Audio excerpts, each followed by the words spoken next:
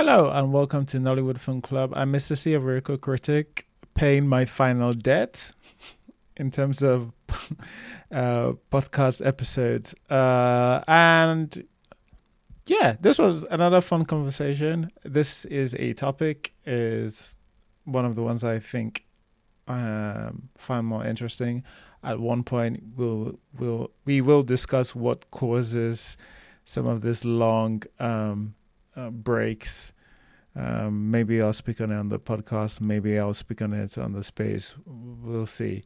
But I do hope you enjoy Nollywood Film Club discussing horror movies in Nollywood.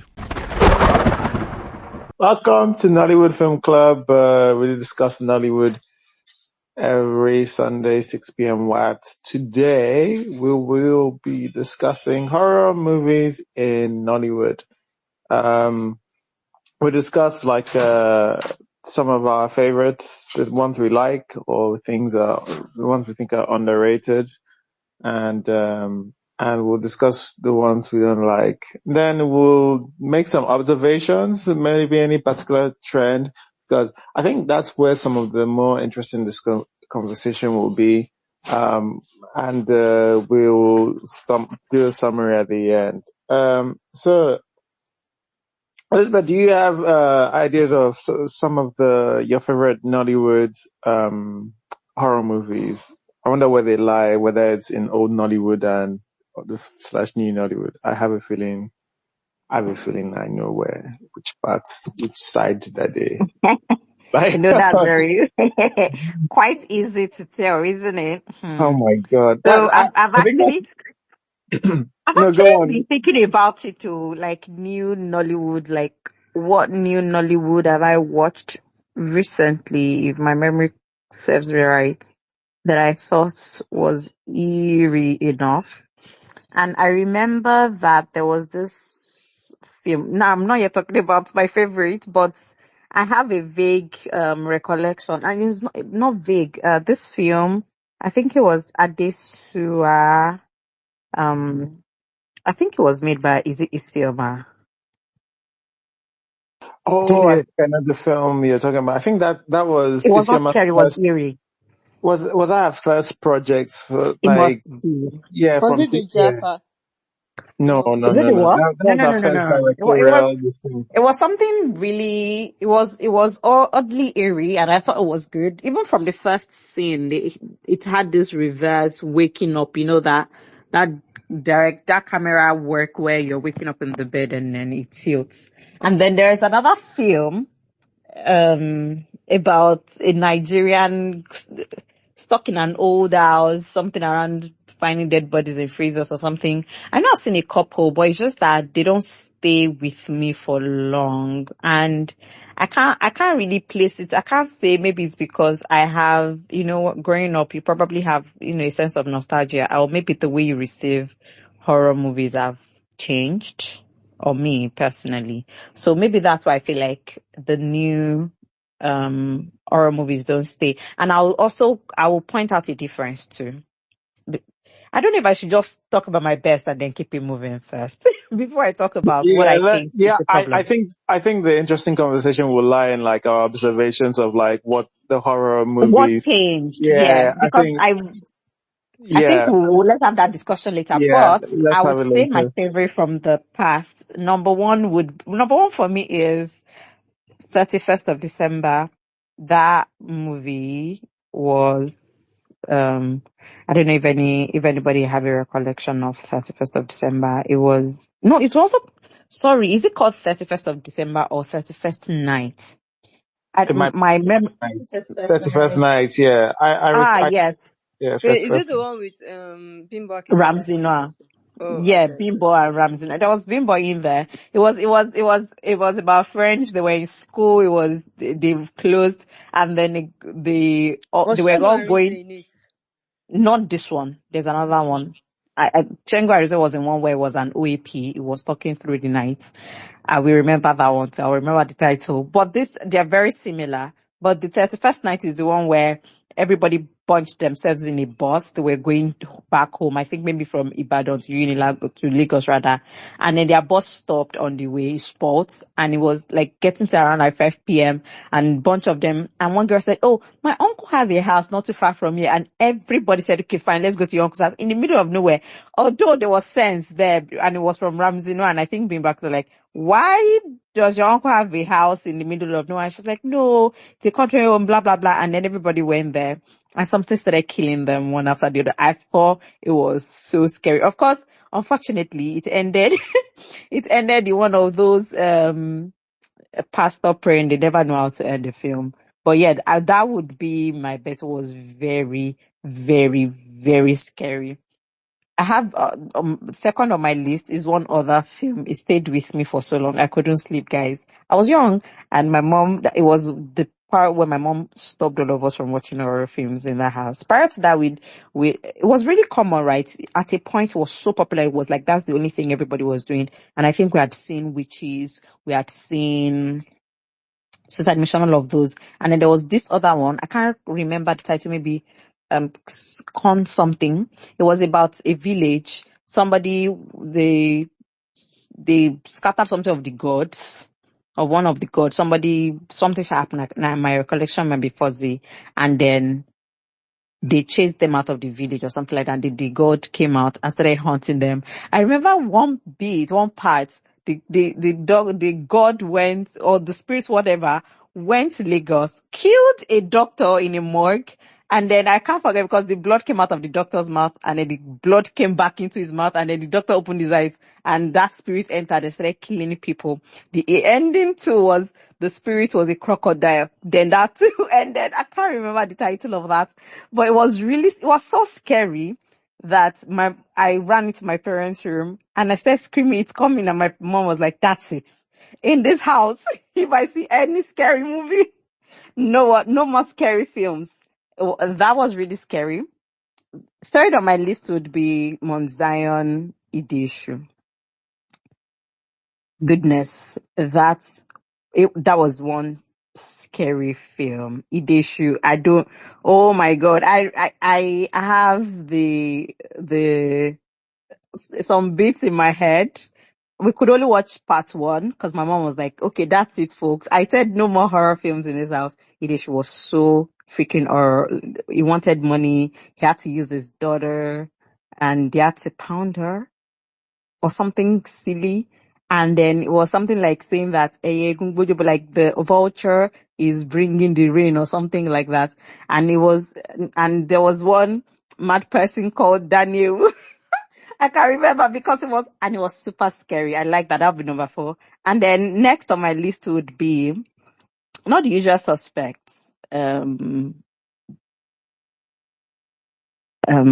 What's this film with Regina Asker? Full Moon. Now I'm putting Full Moon as number 1, not because it was the scariest.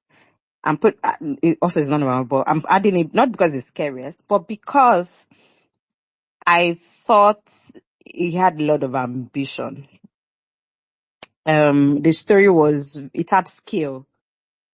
And I think anything with skill, if you would do something now with the kind of skill he had, because it had a lot of moving parts when it comes to the plot, right? Story about a girl, it was land disputes, the uncle stole her, she was born under the full moon, she had powers, and then her adopted father, who killed her parents, also wants her killed. I thought, and then they had to it ended with them doing a journey thing, going to one land of the something. I don't know. Is that part 2 or I'm mixing it up? Maybe I'm mixing it up, but I think it had to do with them journeying into something, and I just thought it had a lot of skill. It was downright scary. And number 1 for me, I have a number 1. My number 1 would be, I know we had other ones like Diamond Rings, Witches that I mentioned after school hours.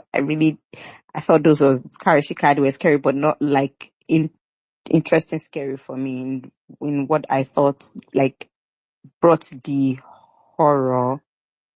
Even Evil Genius, all of this one's scary. But the best for me, I'm trying to remember the title now. It was directed by Tadio Gidon, but I think it's this guy's film. What's his name? Um, this, sorry, my recollection is a bit, Who was sorry. inside? Yeah, this Igbo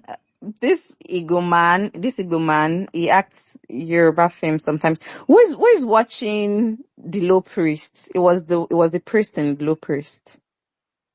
No, What's actually. his? Is it Oh, nobody. Chukwuka Jude or Jude, yes, Jude? Jude. Yes, it's called Raging Storm. Oh my God, how could I have forgotten it? I need to put I've gone to find one tweet about it. I'm gonna put it in this in our. So the title is Raging Storm. I thought Raging Storm did something that a lot of the ritual killing films didn't back then. A lot of them usually end with "To Jesus be the glory," right? But in this particular film, the ending was more police getting people, yeah, doing investigation and all of that. I thought it was really good, and it had a lot of. It's like I don't know if the word to use is logic. There was a lot of logic in its madness. I think I've added it to this called I think Chris Santino uh, posted a clip from it from years ago.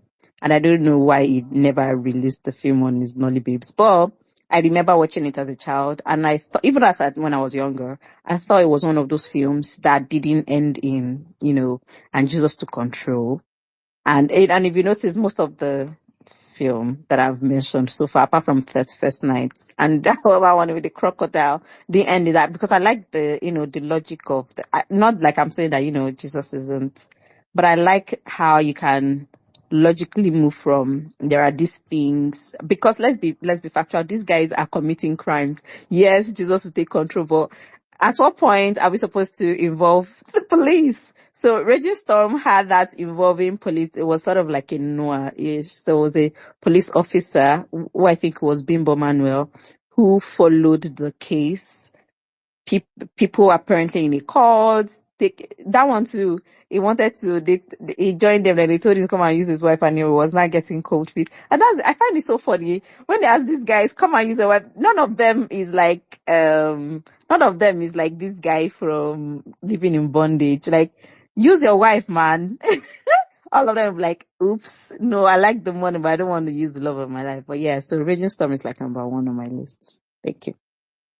Oh, okay.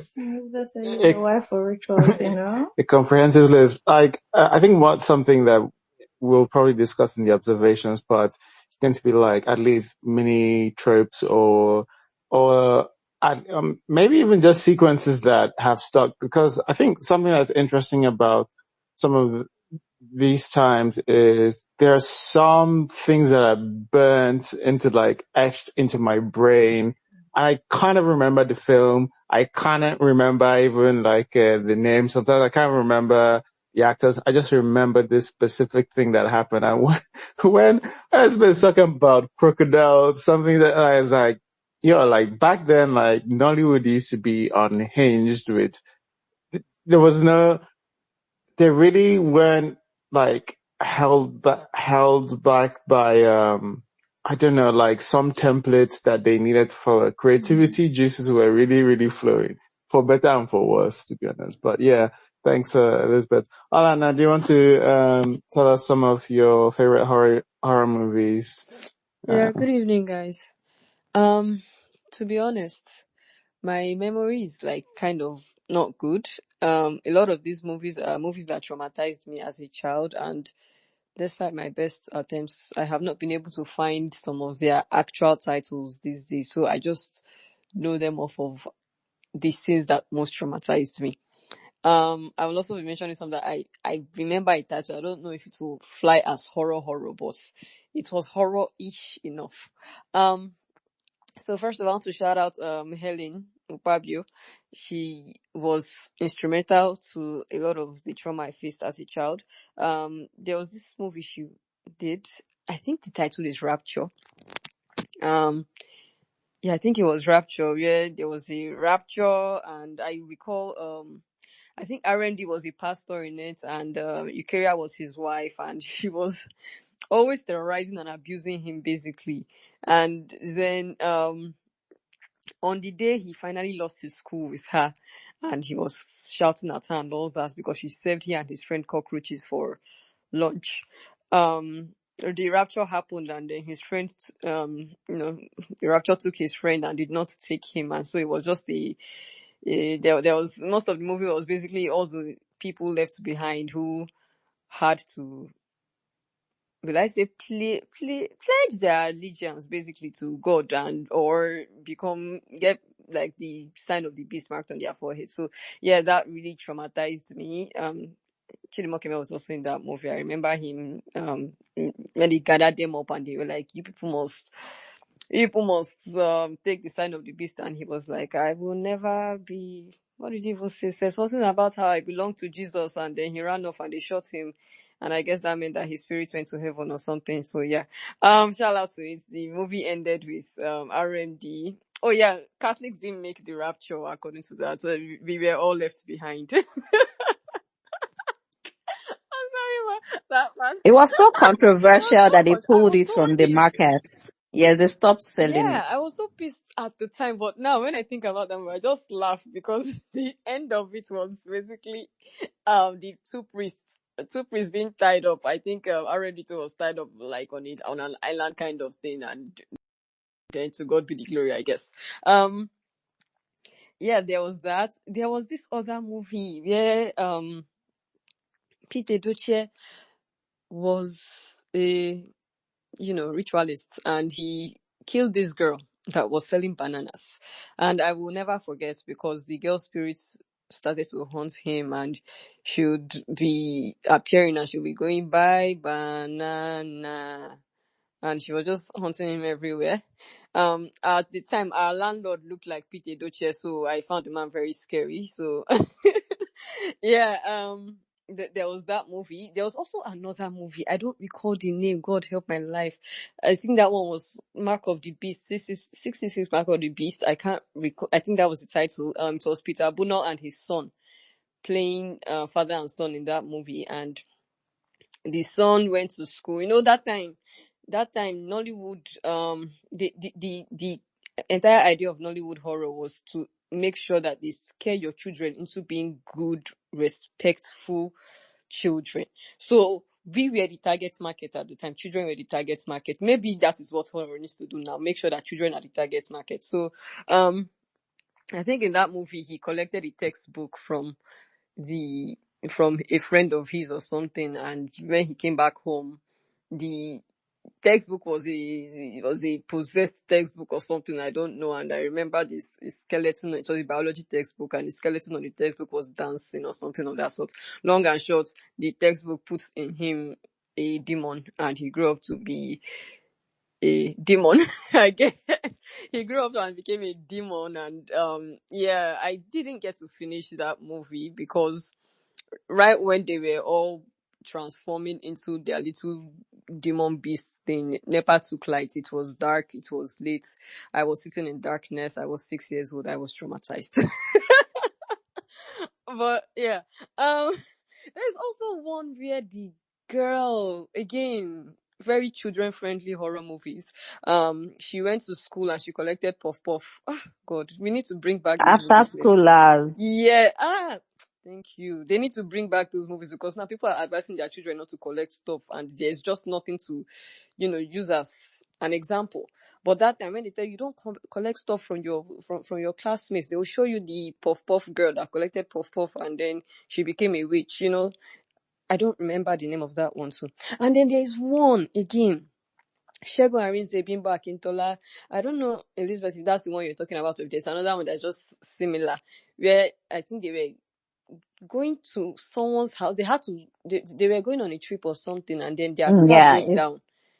Yeah. Their car broke It's down the at same least. one where Shegwarize was an OAP. He was working in radio. Yeah, I think that one they were possessed teddy bears or something. There was one No, that's scene. 31st night. Oh, that's Possessed 31st. teddy bear is 31st night. Thank you. That's I the one. remember it so much. That's the one, the possessed teddy bear, because that's the reason why I do not have any. But Shagwarize was not in that one. Yeah, Shagwarize oh, was not in 31st night. okay. So you're I, mixing it up. They are I think very similar I in mixed it trope, up. yeah. But that the one that traumatized me was the one we possessed teddy bears, because that made stuffed toys were a no for me. Um, there was, I think the title was sympathy. I think it was sympathy. Um, it was I don't know if it's horror like that, but Nkiri Silvanus, Zach Oji's wife, Zach Oji and his wife were married, no children. They went to an orphanage home and they adopted a little Obanje child. The Obanje child was Nkiri Silvanus.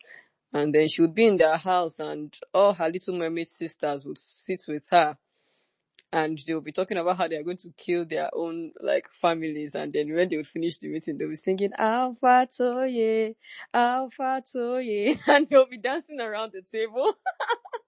Oh yeah, that one, it's kind of it's slightly traumatized me, slightly humored me. I thought it was cool to be an Obanje at the time, but yeah. Which other movie? Oh yeah, Full Moon. Full Moon 2 was very good. Everybody knows Full Moon, I would assume. And yeah, Karashika, and there's this other one. I think Sakobi the Snake Girl. I think that's the name. I don't know. I don't know if that one counts as horror these days, but yeah, I don't know if it counts. But Sakobi the Snake Girl was also um one of the one of my preferred horror movies. I think that's enough that I can recall now, because the newer horrors, I don't know if it's because I'm not a child anymore or because they are just not doing horror to scare the living daylights out of children, but it's not horroring as much these days. So I don't know, maybe they need to bring back the Catholics are not going to go to heaven horror again. But yeah, that's it. Okay, no, I think, yeah, we'll discuss all of that in the second half of this. All right. Ekwe, do you want to tell us some of your favorite, horror movies from Nollywood? Sorry. Yeah. Excuse me. Yeah. Sorry. I'm very pleased with the last with the girl I just spoke, because she did say like a lot of the stuff that was in my head, and as soon as she mentioned sympathy, I began to sing Alpha to ye, something something something something something something something. It was very nice. It was very nice. I have some all-time some that I really like. I like there's like a bunch of them, since it seems that we seem to have grown up at the same time. But if I recall, the first one that really affected me was Blood Money, which was the one with Zach Oji and Susan Patrick or Sandra. I think Susan Patrick. Blood Money. Sorry, excuse me. What for your truth now? Yeah, okay, so hopefully it's good now. So we have the Blood Money with Zach Oji and Sam Dede, which I don't know, I feel a bit embarrassed, but the nights I saw that movie at around when I was like maybe 5, 6, which first of all I remember I was saying to someone earlier this year that were our parents absolutely insane, because 30 years later I can still recall in the horror that I felt when I was 5, and I was like, how did they let us watch shit like this? Like, it was insane to me, even thinking about it in my adulthood. So I remember Blood Money specifically, which is the one with the vulture, and where you pick a ball and you turn to a vulture, and Zach Oji was just using vulture to make money, and then by the time they got around to the part 2, we had the Ahana, the younger Ahana, I forget his name. I always forget his name. Francis Duru. Francis Duru, where he was vomiting money in the room, and I was like, oh my god, like Jesus Christ. That was a very traumatic childhood experience. Blood Money 1 and 2. Suka, yes, I remember he would call the girl's name in the mirror, and then he would stab them with a knife. I'd be like, Suka, and then stab them, and they would all die until he now brought home a prostitute that was also a serpent or something, and then when the other lady who spoke before me mentioned Helen Upabio, I immediately thought of End of the Wicked. Tati do do ya, tati do do, which is a song, embarrassingly, I still sing up to this day. I think I sang that like 3 days ago. Like, I just sing it randomly. It's one of it's one of the best things that I have ever heard, like just in general. Second only to Ekukuleku, which is from Witches. If anyone remembers Witches, there was this girl whose name was Princess. She was like a rising star in Hollywood then, but I don't think I ever saw her after that time. So End of the Wicked was one of all those weird things with Ramsey Noah, which if I recall correctly, was the first movie that I heard the word fiance, because that was where he said it, where he said, I think he was going to get married or something. And I remember that word and I was like, what the hell is a fiance? I was like, I'm 6 or 7. But then I think I asked my mom and they were like, oh, that's when you want to get married or something. And, of course it was a bit traumatic because there's a scene where the mother-in-law had like a fake male genitalia, and she used it on a sleeping woman or something to cause an abortion. That stuff was insane. Like, how did they let us watch this thing? I'm trying to imagine having a 6-year-old child and they just sit in front of the TV watching shit like this, and I'm like, what? I will just burn down the house. So then we also have like I said, we have Witches, which I think is my favorite song after Kukuleku, which is after the End of the Wicked, the Tati Dodo song, which is the Kukuleku, Kuleku, Kuleku. I really, really, really like that song. It's so calm, it's so cool. And I thank God that when I sing it, the people around me don't actually know what it is in reference to, because I sing it again all the time. So they are not able to say, hey, what the hell are what are you doing? I just sing it and they're like, what's that tune? And I'm like, it's something I picked up from my childhood. Who knows? I may be a Curtis by now. I have no idea. And the one where I don't know if it was Olana that spoke, where she mentioned the Puff, is it Puff Puff? I think that's End of the Wicked. Where she was screaming, where the guy was screaming Puff Puff after some people ate stuff from school. Yeah, bought it from school, and then in the middle of the night they were now eating the food from somebody's back, maybe his father's back or something. Man, these things were horrible stuff to show children. And I grew up at Mafuluku, Oshodi, a very rough area where, it seemed like every day a child was turning to yam at the end of the street. Like, you never ever actually see the child, but somebody has always picked up something and they just immediately turns to plantain like 2 days ago. And if you are not careful, when you go out to go and buy something from the nearest malam or so, you see those people who sell those weird calendars that show these horrible things where somebody just turned to yam in Oshodi or turned to plantain or turned to kiniko. So sometimes my childhood is just like looking back through a smoky lens of horror, right?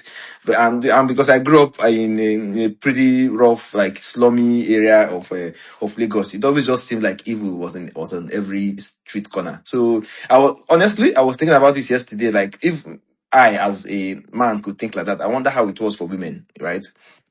Then, then something that endeared me to the actor, which I think he celebrated his birthday of recent, and Atalanio, was actually just one particular movie that he made, which was Sacred.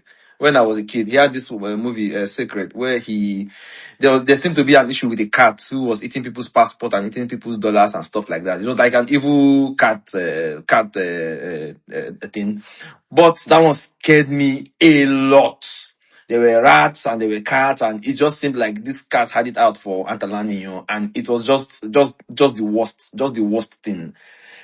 In adulthood, because I don't have a lot to, because I have nothing better to do. I frequently I'm not just saying it for effect. I honestly frequently think about the kind of horror that we were exposed to in Hollywood as children.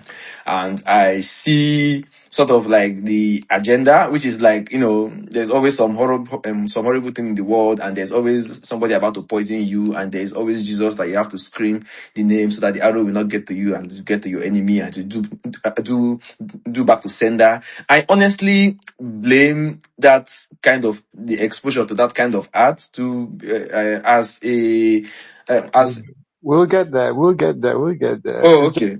right Okay, with okay, okay. Okay. So the snake one that she mentioned, Sakobi, the one with Susan Patrick, I loved it because that was the first movie in which I heard the word periwinkles when Rita Nzelu bought, Susan Patrick bought, everything from the market, and it was like, is it the snails? Is it the fish? Is it the periwinkle? I'm like, wait, what? Is it the what? The periwinkle what? What the hell is that? Is that not Isam that she pointed at?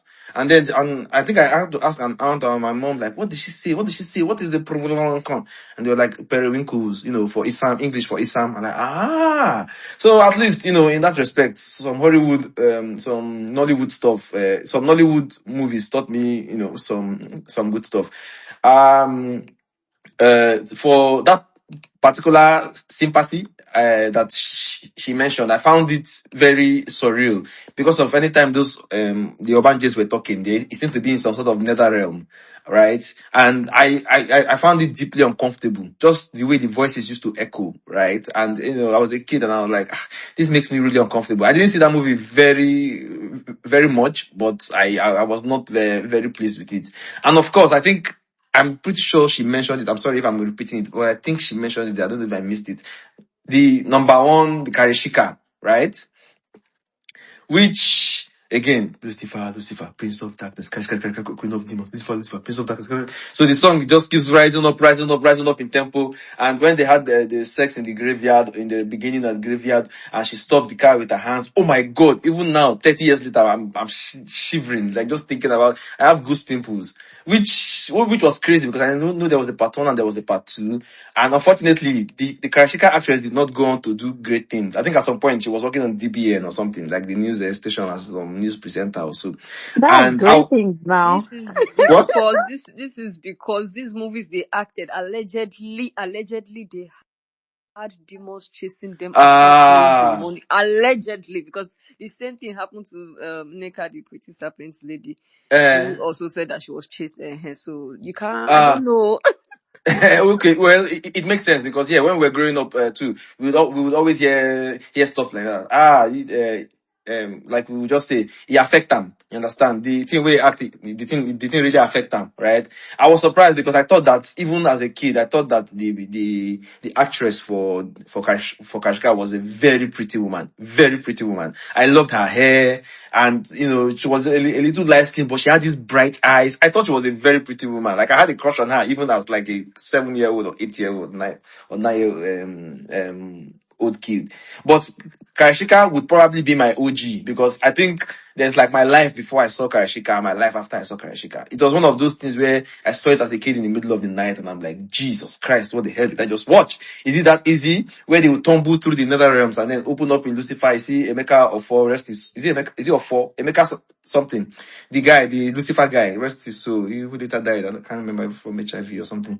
And he played the Who shall I send into the world to win souls for me? Oh my God, oh my God, oh my God, oh my God. It gives me chills. Sorry if I'm taking up your time. Sorry, I just but Karishika, where Lucifer would open up your TV and you will see what you did before you died or some shit like that. It really did stuff to my head. So for many years, I would always assume that hell was just like Emeka sitting down on a big throne and Karashika is just up here in the world looking for, even as you are praying, she's just there waiting for you to finish praying so that she can come and seduce you and send you to hell. That's pretty much it. Let me not take up. Let me let other people the time to speak. But just going down the memory lane. For me, it's not so much going down memory lane because honestly, I do still think about these movies all the time. Like I say, I sing Ekukuleku like every 4 days or something, even now. So that's pretty much it for me. Okay, all right. Thanks, Ekrit. Let's just see. Do you have some of your favorite horror movies? I feel like almost everything I watched in my childhood was horror. Don't remember names, don't remember anything. I just remember watching Nollywood through my fingers. I cover my face, but I'm still peeping a little bit, but everything was terrifying. I was literally, I don't know why, I was with a couple of people over the weekend, over the last couple of days, and we remembered Oganigwe. I remember the guy running around going, my eyes have seen my ears, my eyes have seen my ears. And, well, that was horrifying. But I also remember in school, when Egg Wait, of Life sorry, hold on. I think you got that one wrong. Organic way with my eyes. That's the one with the big breast Yeah, tube. that's Yes, how the that one big was horror breast to some and people. the Like fake Yeah, tummy. imagine Oganiko watching had the big breast, the and there was so a also big like calabash head, and there was a very Yes, somebody's yes, leg yes. was some elongated guys or something. grew a third leg as well. I Yeah, remember that. So yeah, as a kid, I genuinely thought he'd grown a third leg. Why the hell was I watching that as a child? No idea. But yeah, I thought the guy just grew a third leg, and it was wild, you know. Yeah, not half wrong. But yeah, no, it was a wild time growing up. But Egg of Life, I remember being God. I can't remember what class I was when Egg of Life came out. Which one's Egg of Life? I think Oh, it was this one Igodo where is Yeah, like it an everybody was went. egg Igodo of movie. life. It's like Yes, Igodo. Yeah, I know they it. it went was to like quest to Igodo. see the But forest. the women version, I think Igodo was like the man. Egg of life is with the Yes, yeah, Egg of women Life like Egg was the of Life women. was the Yes, one with Genevieve. Funke Akindele was there Georgina. yes. too. Funke Akindele was there. Funke Akindele, Georgina Honora. I think Nkiri Sylvanus was in it too.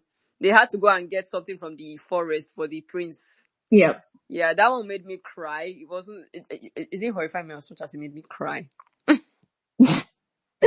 Yeah, but that one was quite the talk of the school. Like everybody was talking about it. Which was that was a fun time.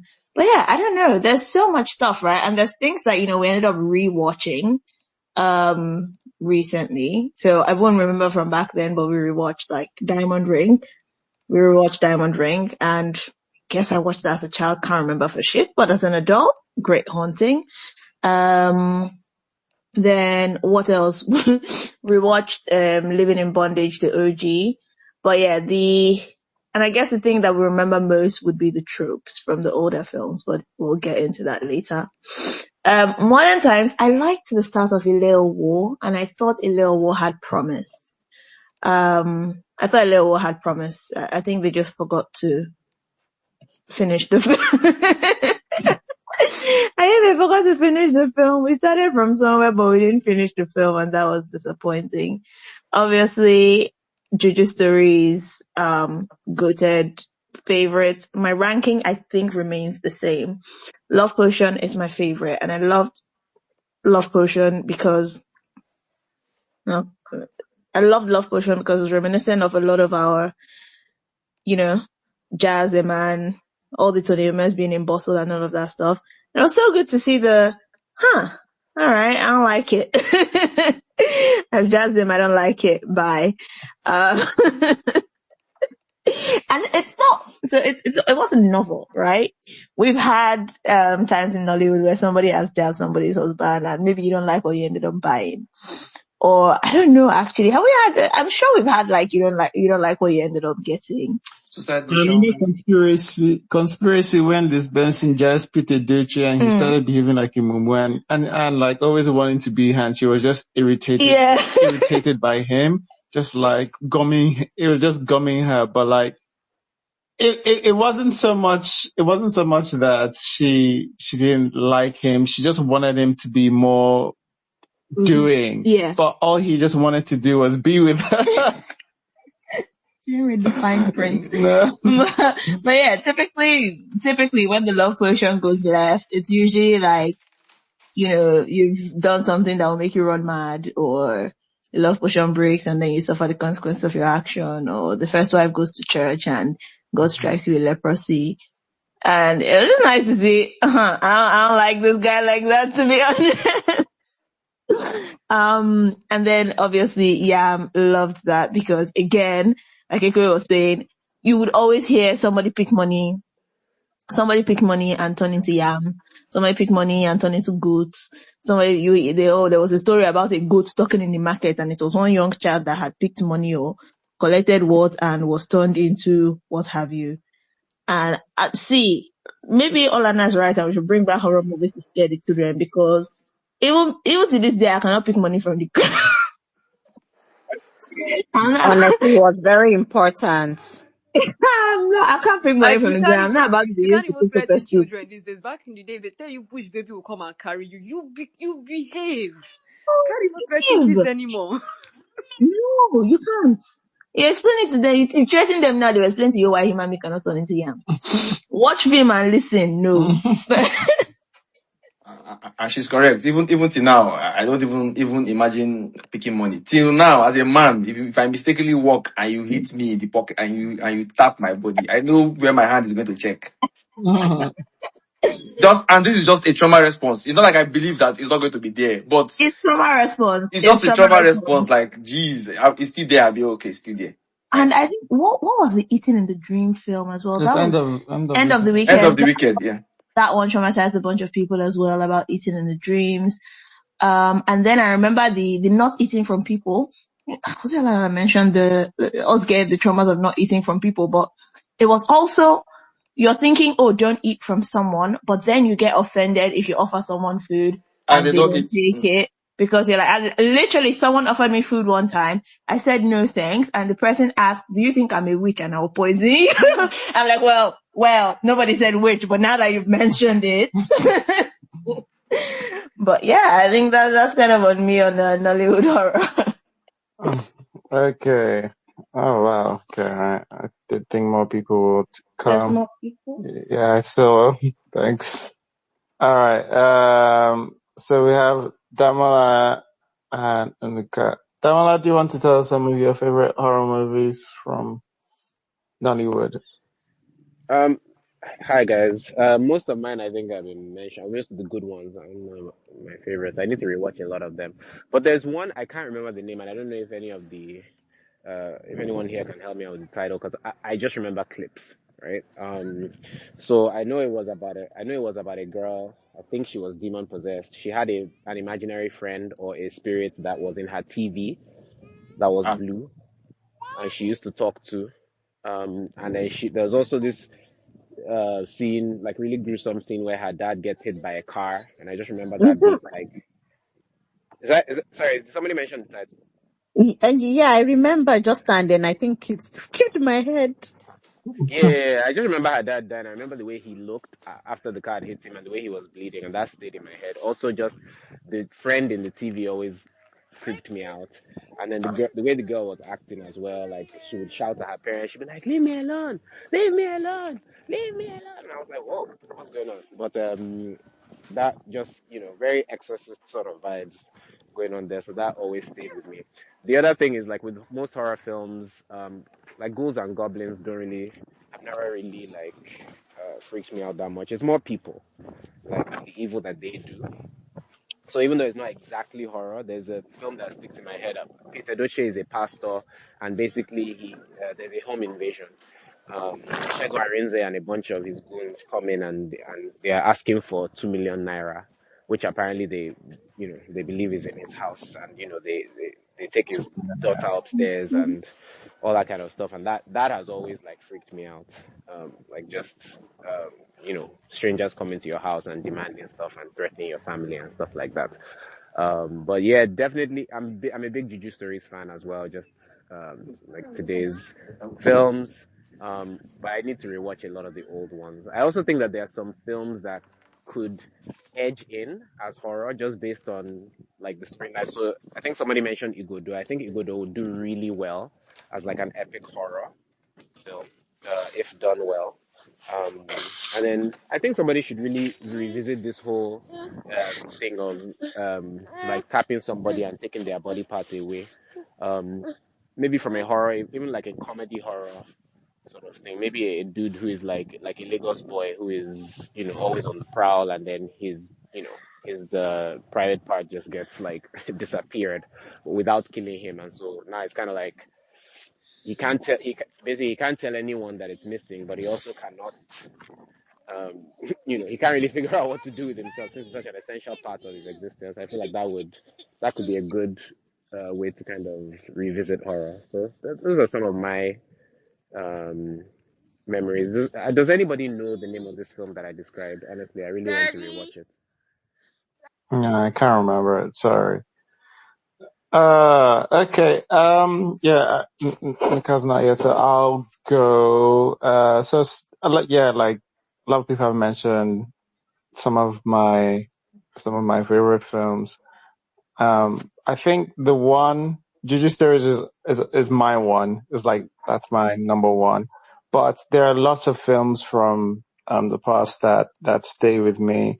And everybody has spoken about all the trauma that old Nollywood was able to inflict just by a lot of the things that basically try to instill.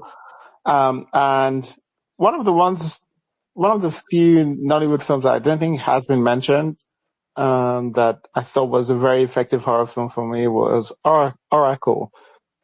Oracle is this film that it's crazy that I still remember this because I've watched it I think I've watched it the same way I've watched almost all the other films, we've mentioned here. But for some reason, Oracle really sticks with me. Maybe it's because the premise is really simple. It's Charles Okafor and I can't remember anybody else. It's a funny thing. I remember Charles Okafor because And some white Lebanese guy.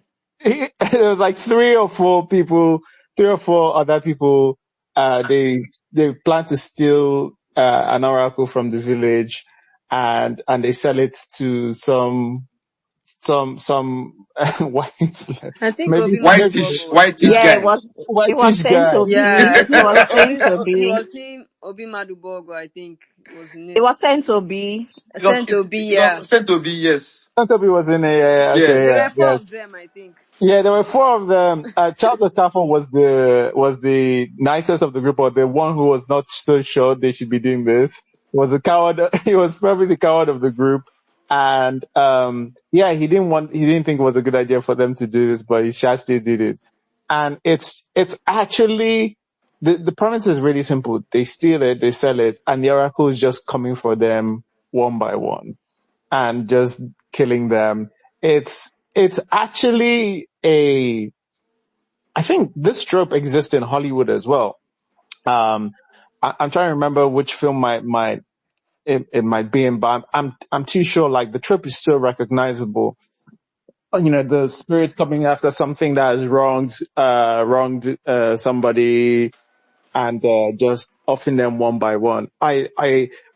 I loved the thought of that movie, and it's one of those ones that just makes you on your guard. Obviously, I was not going to be caught in any shrine at any point in time, but if I was, I definitely wasn't going to be stealing and selling stuff. But all of these things, like really, we had all these things that were reinforcing morality, the morality of the time anyway. It's like, well, you know, don't steal from Oracle and go and sell it and that kind of thing.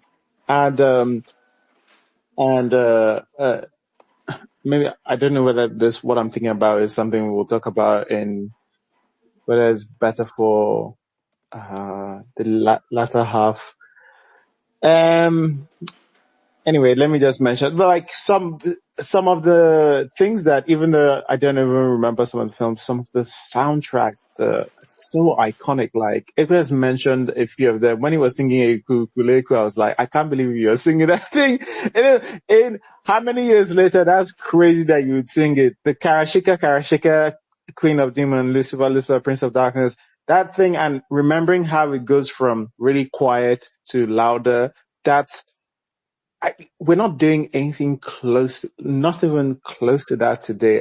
But yeah, I love those, soundtracks and the way we use, sound. You know, like we make fun of some of the, dramatic, sound designs that we used back then, but they were at least our own, right? We were doing stuff to them and they really did convey a specific message, a specific tone and something to us. But yeah, all of that was, fun. One other film that I'm not sure anybody has mentioned that actually scarred me in all of the religious films. Like obviously Helen Barbie was a queen of like traumatizing people, but I have to say a religious film that did traumatize me is a film called Sign of End Times, or Signs of, I think Signs of the End Times. That film, oh my goodness. Yeah, I think I might watch that film in Sunday school. I can't remember. I think I watched that film in Sunday school, which is, oh Are you yeah. sure it's not, Mark of the Beast. no, No, there's end time now with Clement Hamidi. Is Oh, it yeah, that yeah, one? No, maybe no, called no, no, End not that Times. one. That's the next I movie. think it's called Signs of End Times or something like that. I think it had End Times in the name in the Is it title. Mount Zion? Is it Mamza? I don't know. I can't remember. I can't Ah, remember. no, you should always know. If it's Mazaya, you will know. There will be like two devils Yeah, behind no, you no, yeah, talking. yeah, you're No, right. not I don't. because I think it's Mount Zion. In that one, did dog come to bite a pastor? If Oh, it's I know that that one, one. it's I, Mount I know that Zion. Mazaya movie you're talking about. I know it. That was my first They were Mazaya. not dancing. There was one that was dancing in hell. They're like, why are you here? I just said dancing. I said because when she was in the world, she used to go to the club. Wait, I can't remember. Guys, It's Signs of End that thing Times. traumatized me because I kept thinking about it. Like, I like dancing. Do you mean when I grow up and I go to clubs? Damn. Hellfire. I think Signs of End. I'm not sure. The Signs of End Times, the one with that had what's his name? This guy Clems on Clems on Hamza. I'm No, trying that's to end remember. time. That's end time. Clem That's is just end times. maybe it's just End Clement Times I'm is thinking a. of. I don't even know if Yeah, Last Burial counts as horror these days.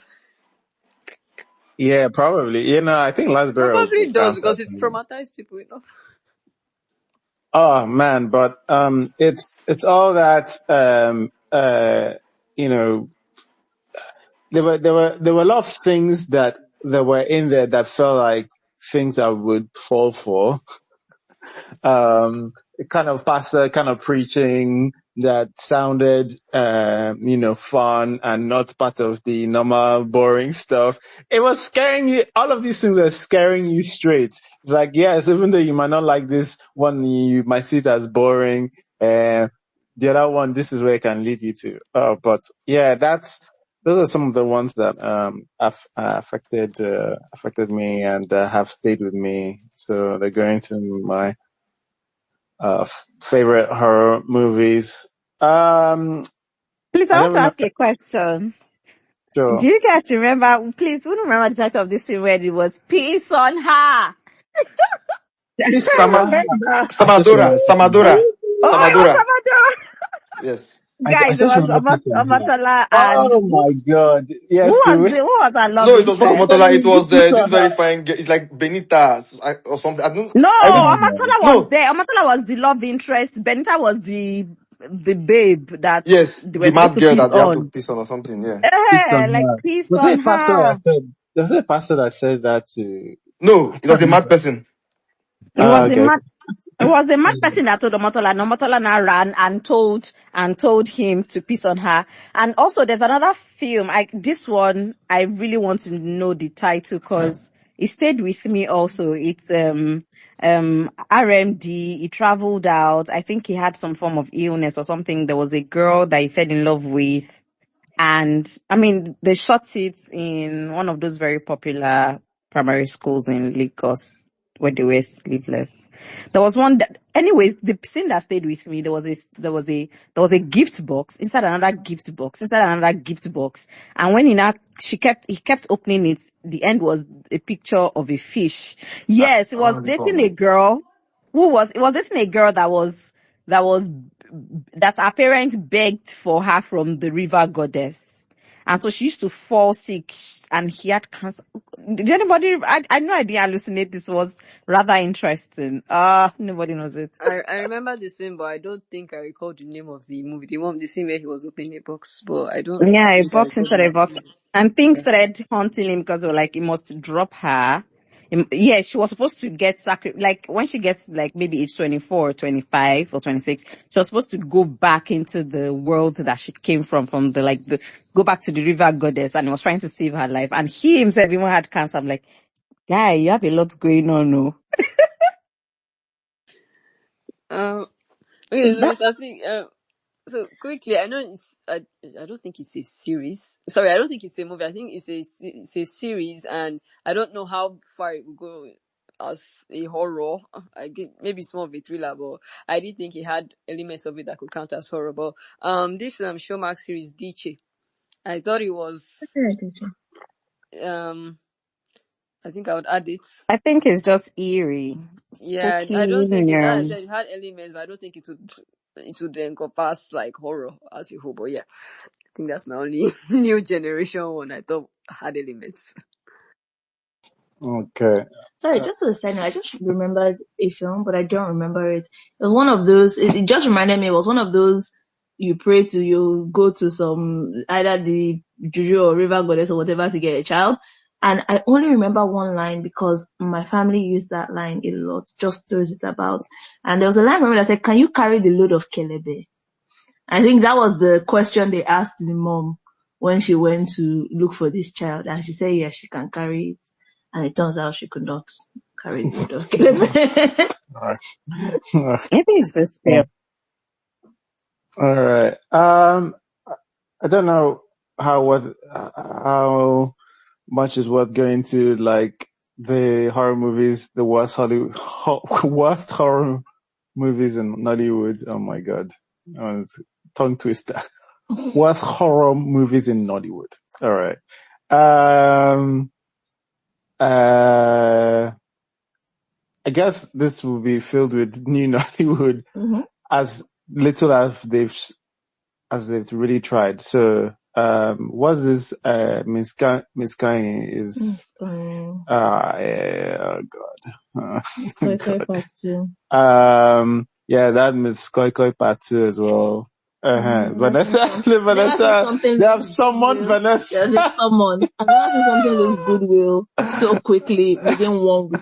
Oh yeah, yeah. What they did with Miss Coin Coin Part 2 was a travesty, because the Part 1 was so good, and there were actors that put in such good performances that they did not deserve whatever happened to them. Like Ejiro, Onojaife, Chooks Joseph, they put so much effort into the characters that they played in that Part 1 especially. And then Part 2, they just bludgeoned everything, like they all pack them, however, and just gave it to the world. Yeah, I have something to say about that, and I don't know if the word is to say that I I don't consider. I didn't watch the part two because honestly I was protecting my mental health. The first one, watching it, I realized that. So again, there are some films that can be filed under. I don't know if it's like horror, but yeah, it's spooky. Like it has some of the elements going on. But the problem I had with even the part one of it was that it was unnecessarily long to even begin with. I thought a lot of things were unnecessary, and I think that would bring me back to what I was trying to say the first time when we said we're going to, like, things that don't work in our modern day horror, people making horror films.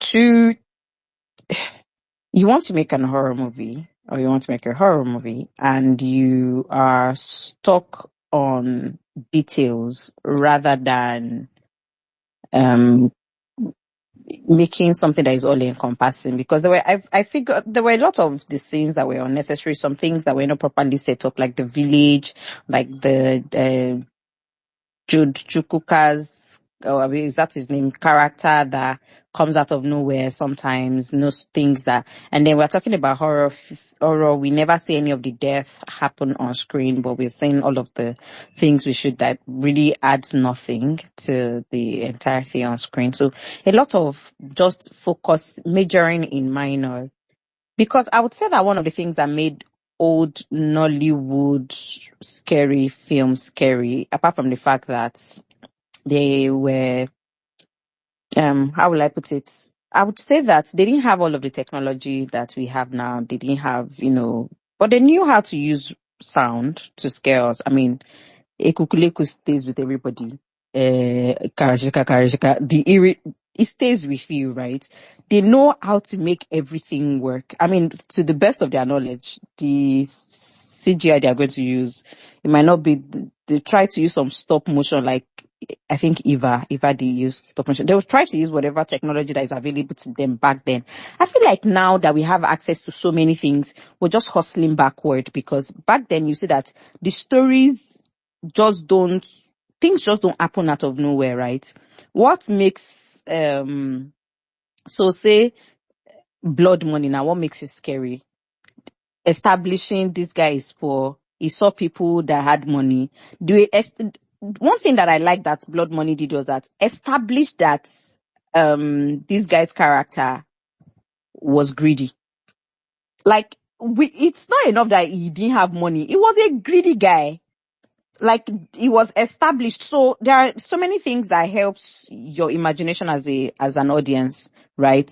To Zakoji's character, you're not exactly rooting for him because you see the way he ran after money, and I saw people having money. He wanted to have it. Things are not going right for him. So you can see that his motivation was there, which I think that a lot of our new school don't do well when you're not establishing motivation. And then see Miss Coin, the film didn't horror until third act. And it wasn't exactly horror. They were just putting bad things happen to people together. Like, oh, look, dogs are dying. Oops, chicken, like the entire first and second act was basically YA. We're dealing with YA drama. And then they remember that, oh yeah, this movie is supposed to be horror. And then, so a lot of all these things, I think a lot of our new school, I can't mention top but worst. I think everything is worst. I like Juju stories, is eerie, and I felt work was put into it, but it will not wake me up in the middle of the night and tell me to tell you horror film and I'll add Juju story. I won't even remember that it existed. Sorry. I would not even remember to put it there. I just be like, well, congratulations. I think good job. But I feel like people are watching horror films, and maybe it's just at the back of the fact that we just don't know how to tell stories again. Horror, romance, drama, thriller. We're just not really good at any of these things. Maybe that's the explanation. Okay, I think this is where Chiku are leg into like some of our observations, so we might as well go there. But I think I want to speak about this difference between old Nollywood and new Nollywood, and I wanted to mention this specific thing that Elizabeth said about establishing your characters and versus wanting to do some, I don't know, huge set piece thing that you've seen and you think you can do it with some latest CGI graphics. There's a couple of things. Number one, we worked with a lot of set pieces, practical, what they call Practical special, effects, yeah. yes, practical effects rather than CGIs. And practical effects, whether you like it or know it or not, those things just feel more real, and they feel just a lot more scary because, again, they feel more real, like you can touch them versus some of the CGI that look a little more cartoonish.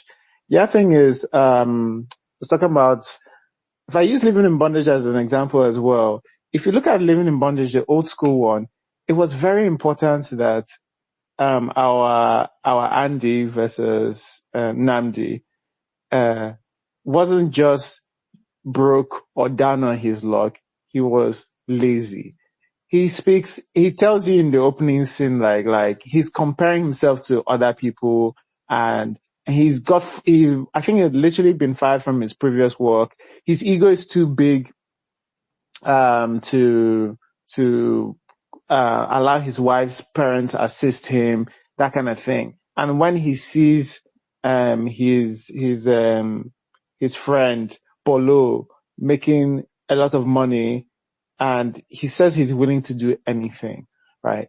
This is very much in his nature. And then when he gets the money, you see how he abandons, like he starts abandoning his wife who had been with him through his struggles.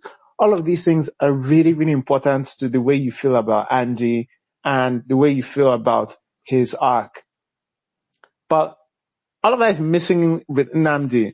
Nnamdi is a guy who he's just like almost any Lagos boy. He's working hard. He's hustling, but like they're not really, people are not, just things are hard. For him. Yeah, just things aren't clicking. But that's like everybody in Lagos, really, or a lot of people in Lagos rather.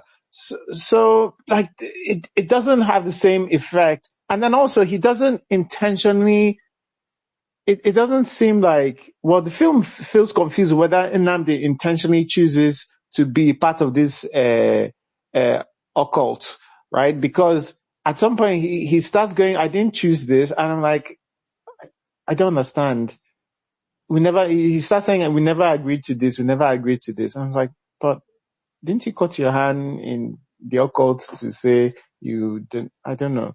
Anyway, but like, it's all of these things that make it very difficult to understand, because it feels like old Nollywood just had a very, very clear vision of what they wanted to do with the story. It wasn't actually just about the special effects or this haunting thing. They knew what they wanted to say. But yeah, that for me is missing from new stuff. Okay. Vanessa. Hi guys. I didn't speak in the first half because unfortunately, I didn't spend my childhood watching horror film. I spent my childhood watching Barbie in Swan Lake, Barbie the princess and the pauper. I mean, that's what me I used Even to. that was horror for some Yeah, people. responsible parents. I did both. Yeah, Yeah. I You did know, both. let me tell you what's me, aside from using my childhood to watch Barbie, I used my own childhood to watch telenovelas of all kinds. Even before they started showing them on air, Timothy, I don't they watch Ruby. I don't they watch telenovela. Now why me? I like romance. Even to today, you can't pay me in Great British pounds to watch a horror film. However, because I have signed an everlasting contract with Mr. C of Tree Critic, sometimes I do end up watching what Nollywood now calls horror. Okay. Now that I've prefaced all of this, I just came here to say, Je suis désolé, Miss Coin. Sorry. I think, I think the problem with what we now have as horror in Nollywood is everyone's so concerned about making some twist or doing some new take or genre bending or all of that. Meanwhile, they've lost an idea of what the genre is, especially from a Nigerian perspective. Like, cause last, based on what everybody was talking about, like I heard about these films, I just never watched them, right? These films were pervasive and became a part of our culture, and that's why people still have such visceral reactions to body parts going missing, people turning into yam. They don't just end in films. They end up being folklore. They end up influencing our culture. None of these new age horror films can boast of such. Ileowo was Ileowo from an FX point of view, sure, very reminiscent of old Nollywood in that respect, with a lot of the FX towards the end. But that's the thing, they left it to the end. Old Nollywood will be traumatizing you from get-go. FX don't they traumatize you from get-go. You don't leave it until the last act, until the last minute of the last act to then be scary. That's not how this shit works. It's the same problem that Miss Coney had. You spend the entire time giving us teenage high school drama, and then by the last 15 minutes of the film, that's when stuff wants to start happening. It doesn't carry the same effect. Another attempt at what is horror is Daniel Oriari's The Weekend. And even that's, I left the cinema still feeling, I wasn't scared, right? I mean, were there, you know, jump moments? Perhaps there were a couple jump moments, but I wasn't scared at The Weekend. And mind you, I knew that these people were eating human beings. That should be the scariest thing, right? People are eating human beings like meat. They are frying them. They are frying them and eating them with jollof. They are frying human beings and eating them in soup. That should be scary, guys. But The Weekend wasn't scary. And so I don't know what it is. I think we've lost the ability to scare. We've lost the ability to live long, like even Juju stories. I agree with Mo. Like they were fantastic shots. I loved all of them. But they don't leave you unafraid. They don't leave you unable to sleep. Say you created a scenery for yourself that night and you decided to turn off all the lights in your room and you say, I'm going to watch this thing because I need a good scaring. I don't know what crazy person says they need a good scaring, but if you are one of those crazy people that think you need a good scaring, and so you turn off all the lights in your house and you play juju stories, you're not going to be unable to sleep. Or maybe I just have a heart of stone, but I don't think you would be unable to sleep, guys. It's not that scary. So this is the thing. I don't know. I don't know if it's that we've lost the juice or if it's that maybe horror Nigerian films, like everyone else has said, should be targeted at children and adults just were never scared. Cause this is another, I don't know if it's that our parents or your parents, cause my own mommy did not put me to watch a end of time, I be wicked of one thing that happened to another thing. I don't know the name of this because I've never watched, not a single one have I watched. But like maybe your parents actually weren't scared. So I don't know, guys. Maybe you guys have just outgrown horror films. I don't know. I don't know, but I don't know. And I don't even watch, even Oyibo people horror, I don't watch either. Sorry guys, I'm not very helpful. I just don't think that this is a genre that currently Nollywood has worked out how to do. And to be honest, have we worked out how to do any genre? Okay. Have we Can worked I out to start? do anything? And the guy, yeah, you go next. Yeah, Indika, go on. It's good that Vanessa went before me because I want to say the opposite of what she just said. Right. Oh, no, Hey! I want to agree. Sorry, I want to agree with her, but I kind of want to answer her question. I feel like horror people outgrow horror, but then the director has to find new ways to scare people. Like what's going on in the society right now. Let's play on that, which is what the old Nollywood people did. Right? I think I left a list of my top 5 because I did not get to speak the first time. The first one is Kashika, obviously. Kashika especially sets the tone for a horror film. The music was so good. The way it just keeps rising, rising, rising, rising. In the end, it's like dissonance. It's just insane. It's a rock band at the end. The music itself has already set the tone. Like, our parents has not seen this kind of thing before. We hadn't seen this kind of thing before.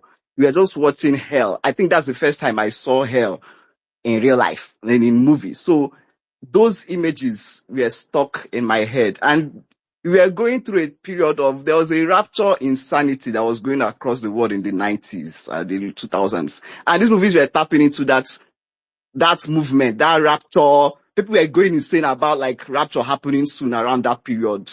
And like the writers, the directors were tapping into what was happening around that period to scare people. It's like simple, right?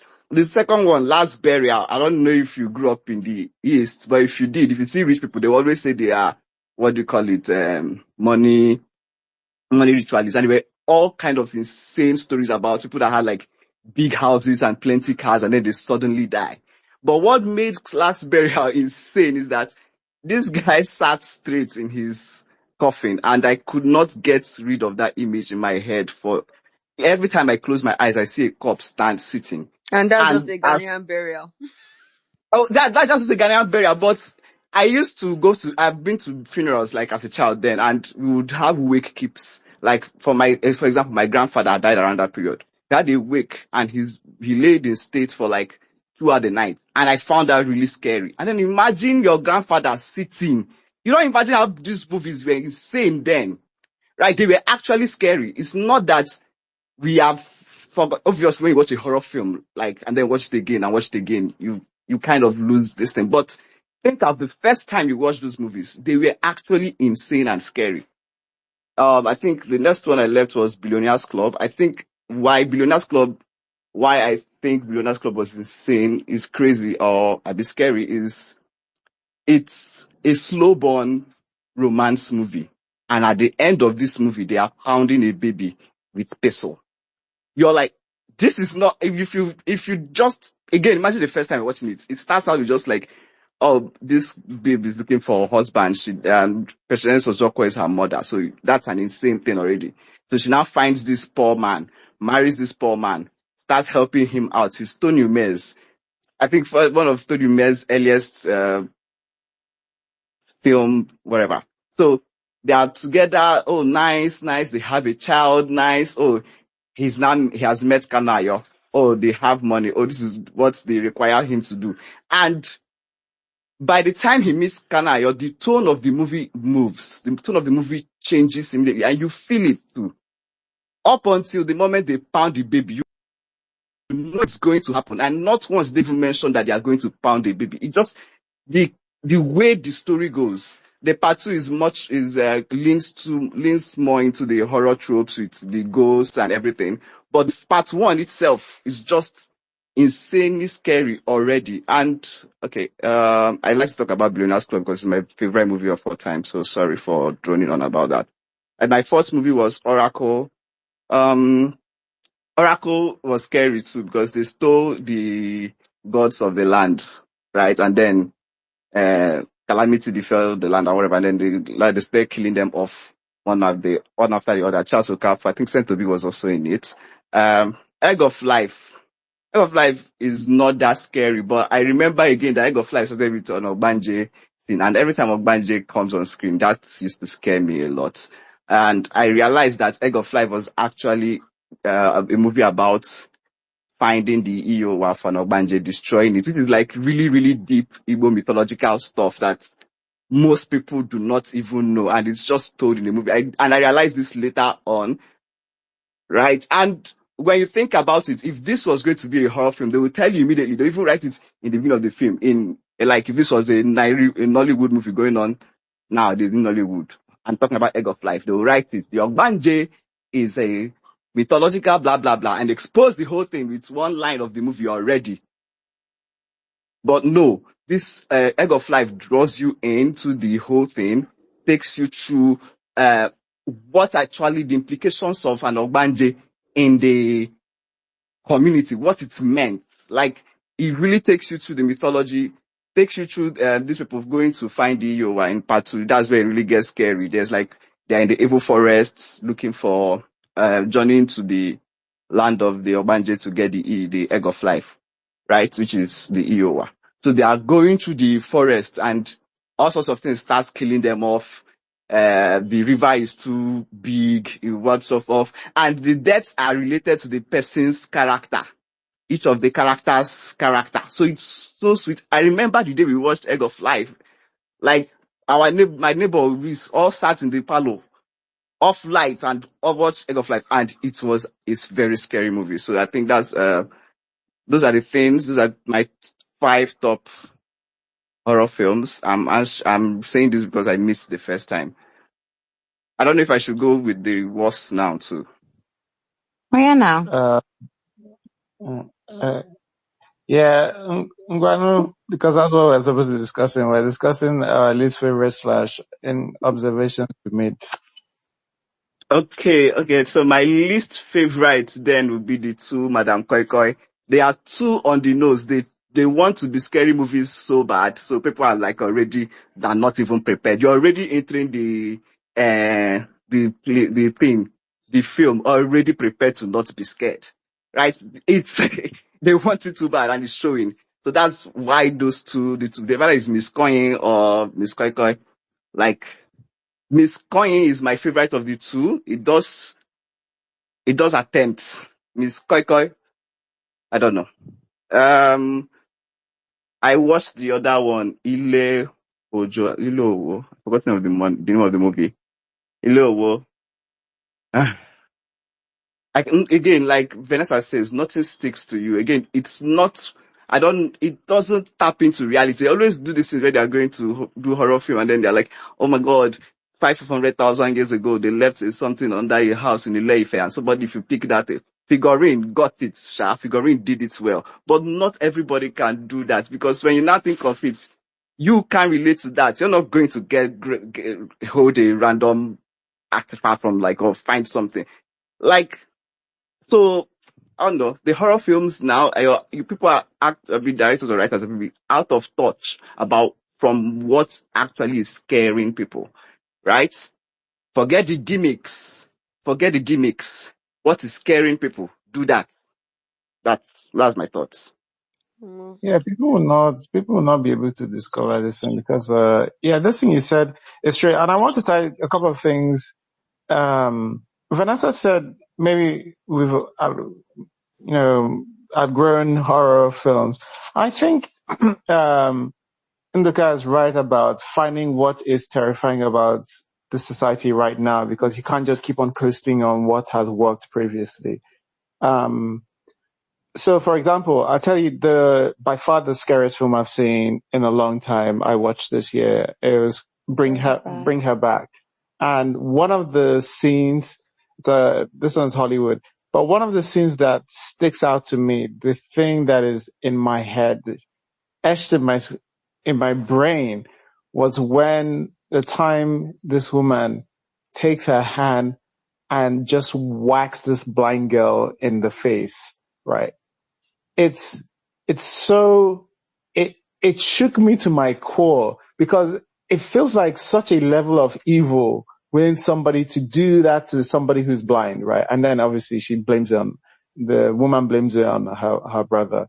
But like, sorry for spoilers, but it, that's, I haven't been scared in a movie in a very long time, and that's a scene that has done it for me. So it's not really just about trying to replicate what has worked or try to do what has worked before but bigger or any of that thing. You need to find what it is about this moment in time that is, and there's always something. There's always a new taboo. There's always a new, there's always a new, uh, uh, there's always a new thing sacred for the generation. You have to find that and you have to exploit it. So yeah, I think it's possible to outgrow bad or not well done horror films, but like just sometimes some people are not very good at doing what's good for the time. I think Anna had her hand up next. Um, yeah, so I do agree with some of the observations made as regards some of the backstory not just working, obviously. Like in Igodo. I like what Nika mentioned, that they used each of these characters, will I call it their their weaknesses were used in killing them off. Um, I think one of the characters in Igodo, the thing that killed him was that he liked eating. And then the ghost of someone else that had been killed was like up on a tree and eating meat. And he came and he saw the guy and he was like, that's you are not dead. The guy said, no, that how can he die? That the masquerade did not kill him, that he went to get meat. And then he gave this guy meat. Like, and this guy ate the meat. And yeah, that scene was basically another don't collect things from strangers or from spirits kind of lesson. But another thing that hasn't worked for horror movies, and this isn't just with a horror movie issue with Nollywood, it's for every single genre. I think I was having a discussion regarding the role of music in movie production. And with the horror movies of the past, every single one or more of them that you think of, the first thing that comes to your mind is the song. Before the scene even shows up, you remember the song. The song was enough to scare you. Like we have Full Moon with the Gaga go go. That Then was Last scary, Berry. my dear. What do you Yeah, mean it that was was not so to scare you? scary. It That was was scary. scary. What do you mean it was not? No, I'm not saying it wasn't scary. I'm saying the song The song is alone. to scare you. Do you know Yes, what? the Do you song know has that? already Do started you know the scaring you. language? You never even see somebody's just walking down the road and they are playing Gaga. You are expecting things. Then Karashika, like the opening scene alone of Karashika, you don't even know this babe just show for road, she naked. The next thing clothes come they enter her body. But the song already, you already know Karashika, Queen of Darkness. And then the tempo is increasing. And as it's increasing, your blood pressure is increasing. The thing they drag you. Like that's like tempo. You are setting a scene. You are setting ambience. That's the word I'm looking. You are already creating the ambience for what is to come. It's the same thing with the Last Burial. Now, when you hear Last Burial song, this dun dun dun dun dun. That weird ass judgment bell that goes bong, and then oh, judgment is coming. Judgment is coming. Like it's already put fear inside you before you even see. So your pulse is already racing. I can't mention any new generation anything that has catchy sound that will put fear of God inside you. And it's the same thing with even the romance movies and things like that. I was saying, like, I think there's a clip I saw from Royal Hibiscus Hotel where they were going on a date. I think Zainab Balogun and this guy Kenneth Okoli's character, they were going on a date, and the song that was used for that scene was Johnny Drew's Romeo and Juliet, and the song begins with Kenneth. There's a scene with Kenneth waiting for Zainab Balogun like to come down and join him for this dinner, and then we start like the song. That's when the song begins, and throughout the dinner, like from when he picks her up, we see them at the dinner. The song is still playing in the background, but you are it's carrying you along. Then the final scene when the dinner is over, when they are going back to their rooms, I nearly cried. Music, sha. When they were going back to their rooms, and like they just have this scene where they pause before they open the door, and Johnny Drew's voice, the song is coming to an end, and Johnny Drew's voice goes, and when the stars come out tonight, I'll be thinking about you, my love. And finally, they just paused, and then they had this moment where two of them smiled, and probably thinking back on how good the dinner went. Like, see romance. Learn no romance. As in, I was in the mood. I was like, carry me along, involve me. I felt so involved. But now I can't. If you tell me any romantic scene, it had me. I go still pull one or two. Sometimes the song is not singing. Like I'm here trying the one that they tried to do with Christmas in Abeokuta, Lagos, not Abeokuta, in Lagos. The one that they said that or the Okada man was riding on his Okada on top of the Third Milan Bridge, and they were playing. I've been talking to Folake, she know me now. They did not carry it along. I wasn't carried along. I wasn't involved, but I was just nodding because it was a nice song. That's it. But like carrying along, it bothered me so much. Music is such a vital part of filmmaking because movies are like supposed to be both visually and engaging in sound as well. So if the visuals is trying to give, but the audio, the sound is not, escorting the visuals, you are in the middle. They don't capture you, they don't hold you down to anything. So it's a situation where we have the parts are not coming together, and that's why I don't know. That's why we just don't have anything that is memorable. It's just something that is memorable. And I don't believe that adults cannot hold on to horror. Yes, sure. These days, when I'm watching horror, I think about the cast and the crew in the background, so it doesn't scare me so much. But I'm very sure that if people watch stuff like The Conjuring and The Ring and stuff like that now, I'm pretty sure even as adults, it will still scare some of us. But like, I don't know what's going on with the horror these days. They should just maybe work on the music and the sound and the tone and maybe the acting and just a bunch of stuff. And the script and And the script, or at least set a let your backstory, like even Igodo backstory. They first told you about how there was someone who was unjustly killed in the village, and that's why the person cursed them. Like, give me backstory. There's even one other movie that was horrific. I've forgotten the title now, but Susan Obi was in it. And it's the premise of that horror. They had to also go into the evil forest, but the premise of that one was that the prince was poisoned, and then when he died, they blamed Susan Obi. Susan Obi was an old woman in the village, and they blamed her for killing the prince.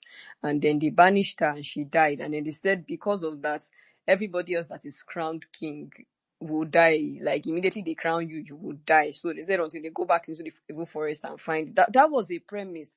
And that was a whole backstory. That's why they could do part 1 and part 2 that time. Nollywood movies, they will hold your time for 3 hours, 5 hours, and you won't mind because it was like 2-in-1 movies.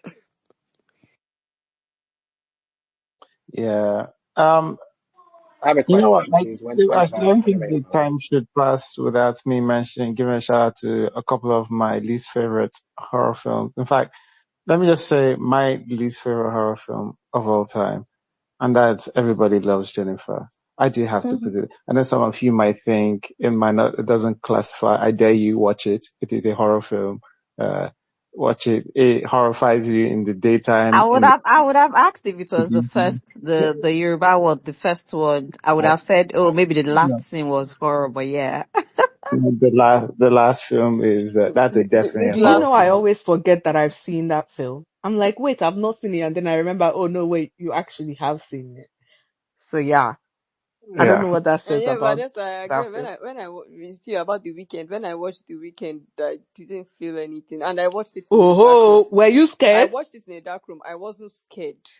I Oh, wasn't You scared uh-huh. at people, all. you give your life to Christ. It's because you are evil. No, but Yeah. I do think it was funny, and this is my thing, and maybe a huge part of what Nollywood's problem is that sorry, Mr. C, to hijack your bad. I just think that Nollywood does not know what films they're making or how to categorize the films that they're making, because some of the things that people are calling horror can just be comedies. And maybe it's also because they don't set out to make them funny. Like a lot of the weekend was hilarious, and I was at a screening that had the director, speak afterwards, and he spoke a lot about genre blending, and I was like, you don't have to blend any genre. This is just funny. There's no is it funny with a bit of thrilling aspects? Sure, but it was largely hilarious. I thought Kepi Ekpeyogbasi was funny as hell. So I feel like maybe perhaps when new Nollywood is setting out to make these films, be clear that you are making a scary film, or if you're making a comedy, like a scary comedy, do so. Maybe what's gonna be more scary for us now are parodies. I don't know how we're gonna sort out our parody situation, but we need people to make parodies, and maybe they'll be scary. I don't We know, Honestly. need man. people to make something about the Yahoo boy that just a Yahoo boy. I don't know how they're going to do the Yahoo boy, but I'm very sure we can find horror with Yahoo Plus or something. Just remember their own plus. 'Cause I was literally A thinking Yahoo about boy that Yeah, his Yahoo laptop Plus Yahoo starts was talking Plus. back. Yahoo Plus is the that one current was thing like that can scare you. it So Yes, wasn't scary so yes, much as yeah, but it was a decent shot, I guess, but not as I scary. mean, yeah. like Yahoo Yahoo, Plus. Are Yahoo you Plus sure is there is good. no Yahoo running Plus things. movie already? I don't. No, No, there That's There is what a is, I I said. Yahoo think It's there is a Plus Yahoo new. film. Plus. It's just not yeah, a horror. Hmm. And it go could and have been now. Yeah, scary. it could No, have been Yahoo scary. Plus could have been scary. That movie had so much Yeah, it could potential. have been Yes, scary, it could but have they been didn't. scary. It was because they talked, like, if you removed a lot of all the monologues, yeah, that's a that Yeah, could it be was. Yeah, Guys, Yeah, can I say and you something see, one funny? of the things that made it close to being like something that felt scary is the low budget and yeah, almost yeah. Yes, Yes, yes, yes, yes. yes. And it's this You almost get guy's like the they vibe. did. performance, and the guy at the Nollywood veteran who showed up Yeah, as yeah, yeah, the yeah. the guy Yes, that was, Kenrich, Yes, he definitely. yes. was the Ken one who, Eriks. Kenrich Ken was the Kenrich. Eriks. one Yeah, who, he really made it Kenrich was better. the one who sold it to us. Yeah, Everybody Yeah. yeah. else didn't Kenrich sell us really a came bit. in No, that bit, like a demonic, like the head of a Uh-huh. cult. Kenrich Yeah. sold it to me. that sex And it worker was bit was good. Yeah, menacing. he was Even his Mm-hmm. menacing. face. Yeah. Yeah, Honorable and mention, guys, to Kemi Adetipas. The first, wait now, you should let me land. Oh. hey, Honorable, hey, honorable yo, mention, hey. honorable mention to the first 1 minute, 30 seconds of To Kill a Monkey. Okay. Yeah, Yeah, yeah. yeah, yeah. You guys The had first, the yeah, costuming the going opening on, scene but was that very, very I'm good. sorry. we're not giving props to I'm costuming. not giving No, her we're taking props. that Nah, back. No, shade. no, Nah, shade. I'm not giving her props. Okay. It's funny enough, shade. Vanessa, do you know the music, the sound in that first minute, the sound even helped that first minute. Because Oh, once they Yeah. enter oh, their and song, then, no, that and their then there song is was a nice though. monkey, and there was a monkey in the And there tree. was Also, guys, what that's their happened to song was using nice live though. animals What's in that? our horror Hey God, film? what's that their Guys, song? It's God, catchy. Oh. please, we slaughtered Please. way too many chickens. Yo, I, hey, guys, I Living want to oh Bondage, my mention, God. I think Living guys, Bondage had a real good cut over and Kenneth Oh, Okonkwo's that's head. true. This is the thing. Like maybe guys, I mean, We're already bad at animal rights, but please You bring back see, killing animals in Nollywood horror see, films. I don't animal know. rights is one thing, right? So we cannot even put no creatures were hurt in the making of this film.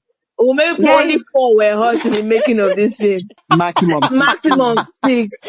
Next, yeah, we'll next mention thing. the number. Next See, Yeah. so we're already very bad at health and safety. Next thing you know, somebody has got mad cow disease on set because they slaughtered a sick cow and sprayed them with I blood, beg you. and it got into No, somebody's but mouth. seriously, guys. Uh, I just remember some really horror, maybe not really horror. So I've remembered for the new school. So for me, for new Nollywood film that I thought was scary, were scary-ish, and I thought it was well done. Like, please, if it's been a while I watched it, it's been like close to a decade. But so if I'm wrong, please don't come for my neck. It's Isia Mosage's Something Wicked. I had to remember the title. I remember Oh that. yes, Mo. That's scary. That one, guys, I Yes. did watch it. Yeah. Yeah, so from like the first scene, I thought it was because even the camera work really from like when I think Irritiola Doyle's character woke up from the bed and she stood up and then there was a knock and he opened it and her nephew was there. And you know it happened in the dark and I think it was raining. Again, your film has to start quickly if you're going to make a horror film. And I think that is one thing that we've not learned. Your movie has to start quickly. Like it has to start immediately. No, you don't have time to give us what happened last year. We don't need your backstory. You can fill us in as you go, but it has to start quickly. And the entire thing has to work from sound to light to whatever it is that you're putting together. If it's not going to be scary, if it's just going to be eerie, you have to set everything has to start from like scene one. We don't have time to dilly dally. You don't have time to remember that your film is horror in the third act. No, we really don't have time for all of that.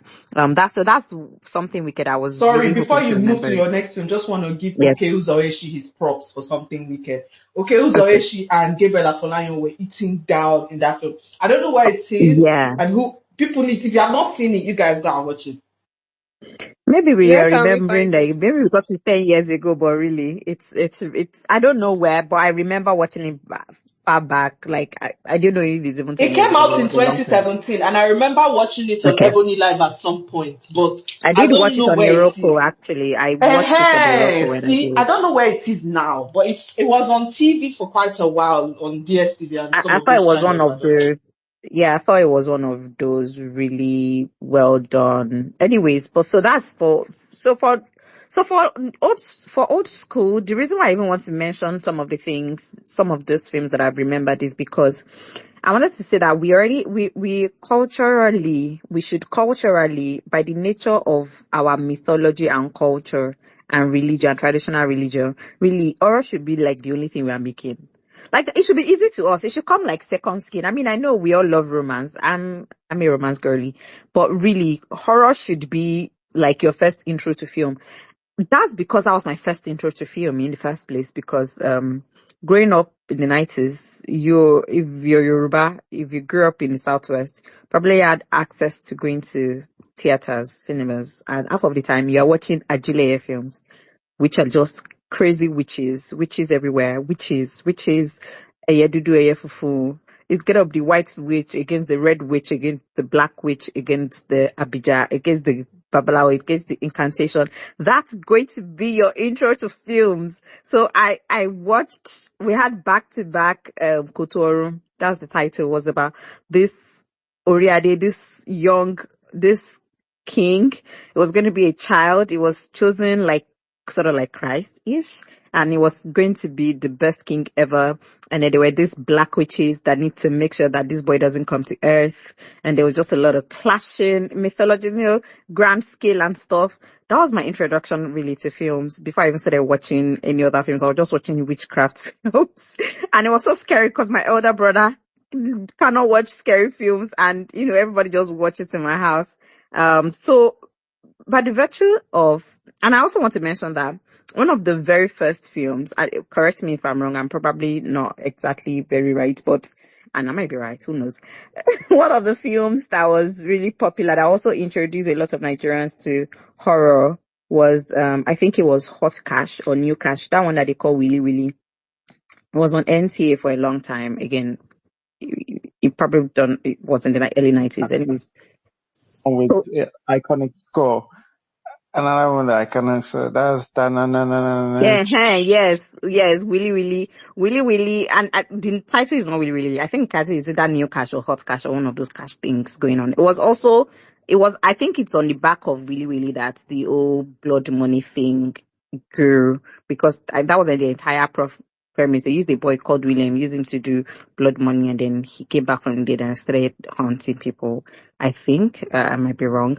But again, so if you look at culturally, the kind of movies that we were introduced to, even talk about culture, talk about religion and even whatever, we already had our disposition is horror. So I think it's really bad vibes that we don't know how to make it now. It's bad vibes. I don't know what's going on. Even when we don't make films that are, even if we say, okay, we're not going to make like religion themed, because a lot of the religion themed films too in the 90s, like I mentioned, Mount Zion, almost every single Mount Zion movies that I watched before 2000 was on the premise of somebody going to hell and dying and dogs pissing them and then using knife to burn their eyes, removing it, and they are burning in hell, and the devil and whatever. Like there's always a devil somewhere. So we were already indoctrinated in that manner. So I feel like moving out of that, and if you notice, even when we stopped making maybe religion themed horror, we still kept it horror. I don't know if you guys remembered Eva. Somebody should beg Izujuko to give us Eva. Eva was, I think, rather large scale when it was done. I think he must have spent a lot of money, because I remember that was probably the first time we spent so much on there was a lot of stop motion. There was like a Queen Eva in the river. I don't know if she was a dinosaur, but she was or a fish. I don't know, but she was a monstrous whatever that comes out and kills people in the village and has been eating them. And I think Francis Zuru's character was a boy that was cursed. He had some funny thing. Anyways, it was really funny. No, not funny. It was really good. It's not funny. It was scary to me, maybe as a child, but there was a lot of killing going on, Sorry, Mm. and maybe was Genevieve in it? no, it was Omotala. She was the princess. And She was the Francis, princess, there was like a uh, monster kind of thing, and he had like scaly, burnt. like scaly, like leprosy Ah, thing yeah, going yeah, on yeah. his body, Remember? like Yeah, that clay. one was very And scary. Zakorji was the bad guy that was going to marry the princess, and she had taken a liking to the leprosy guy. That was Francis Zur, like that was Yeah, I Drew's remember. He said character. I did not like Francis But Duru anyway, as much. so I remember the end because his body was not clean and Zakorji died. Yeah, It yeah. was, That's the again, movie that was I also. watched. I didn't like that. That made me stop liking Francis Duru. I was like, what the Oh, it hell? was such a fine boy there. But anyways, it was, I can't remember. I think it was also in the 90s that it was made. But all of this is still premise of it's scary, but not that scary. And then Back to Africa. I don't know if anybody watched Back to Africa. I showed a Yes, lot the one that when she came back to find her dad. to find her dad. And it was so popular on Mnet, like 2000, 2001. I remember because Mnet Movie Magic showed it so much. It must have been, there was no African Magic then, so it was just Movie Magic. It must have been ingrained in my memory. Anyways, that one too was scary because, she came to find her father, only to find out that her father was dead. And by virtue, she was supposed to be the next queen of regent. And one chief captured her, and the guy that was a tour guide had to save her. Yeah. Anyways, long story is that we have a lot of all these films that even after we moved away from blood money, witches, a witchy, red witch, black witch, Jesus saves the day kind of movies, we still have the elements of horror, even if it's not like full blown head on horror. We still had them in some of our films. And I think it was the advent of, I really like um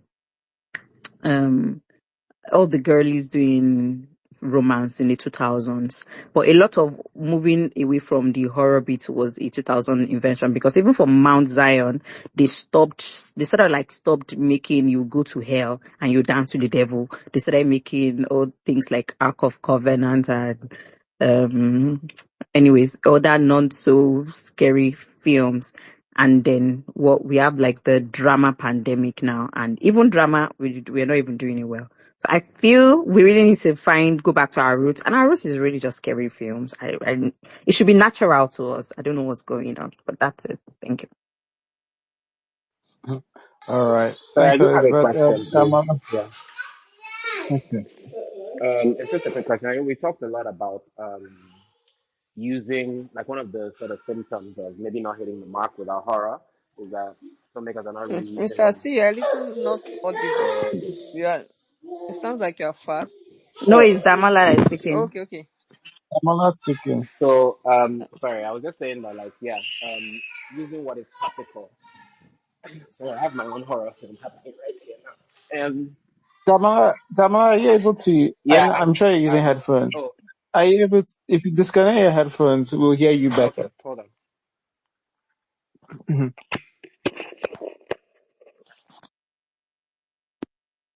Can you hear me now? Yes, Okay. better. Yeah, Thanks. so I was just saying that like one of the symptoms that we talked about a lot today was that filmmakers are using what is topical, what is resonant to tell the story. So my own question is simply this: what are Nigerians afraid of now? What's the thing that terrifies us as a people or individually?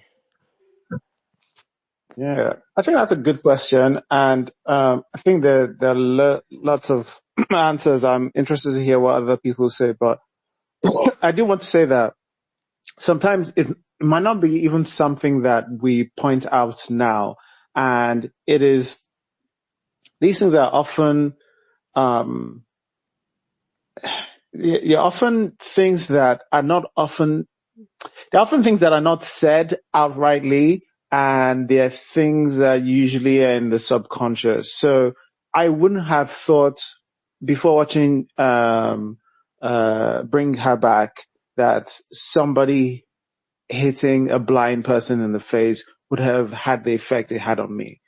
That's wild. Putting somebody um, in in a put in the hands of somebody who is disabled in a carer's position and have the carer manipulate and abuse somebody in the way that it did. I wouldn't have thought that would have done the things that it did, the effects that it had on me. So even though, like, I think we could come up with some answers.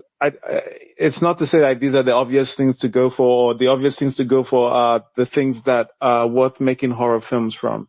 Um, if you think about what has worked in the past, exploiting, not making heaven, or what worked in the past, not making heaven in the ways of all those religious aspects that it came.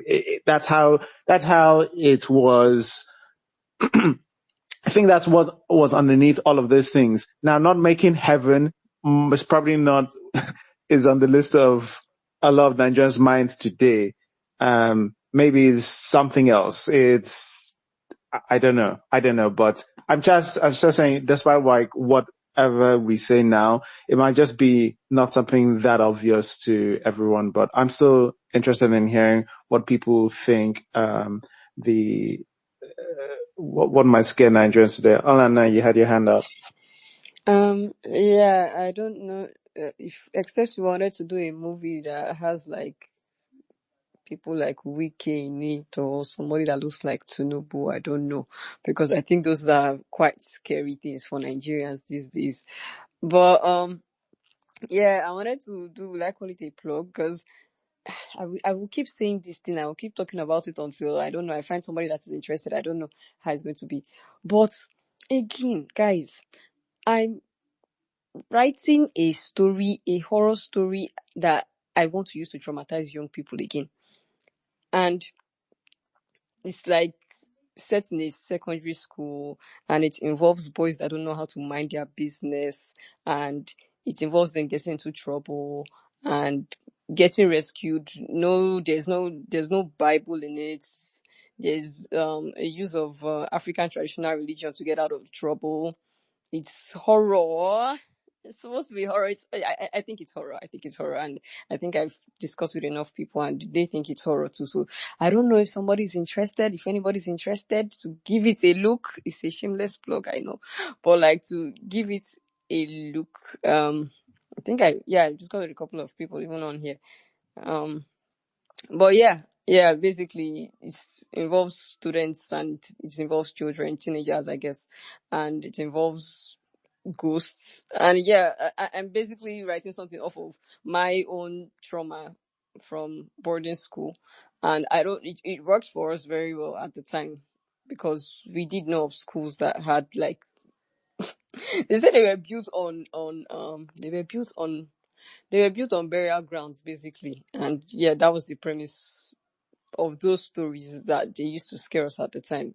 So yeah, I don't know. And if you want to do something else that can scare Nigerians, I guess yeah, again, something else. We could still do blood money because should they say Yahoo Plus they do money rituals too and stuff like that. So yeah, I don't know, but those are the main things. I think Nigerians' biggest problem right now is the poor state of the economy and poor leadership. And I don't know, except maybe someone's going to do a horror movie about US invasion or something. Yeah, thanks. Let me just add that I think it's really easy for us because I think good places to, when I think about science fiction, right? So science fiction happens where, you know, it's easy. Science fiction happens where, our knowledge or the general public's knowledge of what can happen scientifically stops. And then you can use science fiction to fill that gap to get to some other end, right? So it's, there's no, you can't do a science fiction of going to space and I don't know, maybe where somebody just, I don't know how to fill it in, but like we've gone to space. We know how to get to space. It's not that interesting. The journey of, you can't do fiction of that because we already have that knowledge, right? So, and if I use that for any other type of like horror, like Nigerians don't have a lot of processes that are working. There's so many things that are broken and it is so easy to use fiction to fill that part up. It's not like if you go to a lot of places in the West, there are a lot of processes that are just working. If you do this, this is what happens. You do this, well, this is what happens. And actually, the way maybe one can twist that is what happens when the process breaks or something like that. Maybe that might be We can what even do scares. it. We can even do a situation where you have a lot of stories around you. Lecturers that used to solicit for sex. Somebody can go around killing their chopping up their penis. That is it's or or topical. or It's if societal. or if Let, Nigerian let, let, police kills a young man let and me then the round up. young man's spirit starts haunting all the police officers involved in his death. Hang on. Let me round up this point. So I think in the West, like the purge is the breaking of processes. Actually, it's where, all right, for one day there's no process. That works I don't think that works for Nigeria. Nigeria is not a place with processes. Like the purge doesn't work for Nigeria. It can't, right? That's what I mean. Like you need to go find one of the processes that don't work and fill that with the fiction, with the I feel horror, like and it with all the could ideas. though. I feel like it simply because, and I feel like if done properly, it actually could be closer to the mark. Just the sorry, I just had this thought because you mentioned the purge. Because if it's the breakdown of processes and like the whole, I think what's scary about the purge is you have no protection. Nobody can help you, right? Because it's allowed. But if you bring that into the Nigerian situation and just capitalize on the fact that regardless of the fact that society has not broken down and this is not allowed, nobody can still help you. Then maybe there's something to be explored. It's about the helplessness, the vulnerability of you in society. I feel like there might be something there, Sha. Yeah, but I think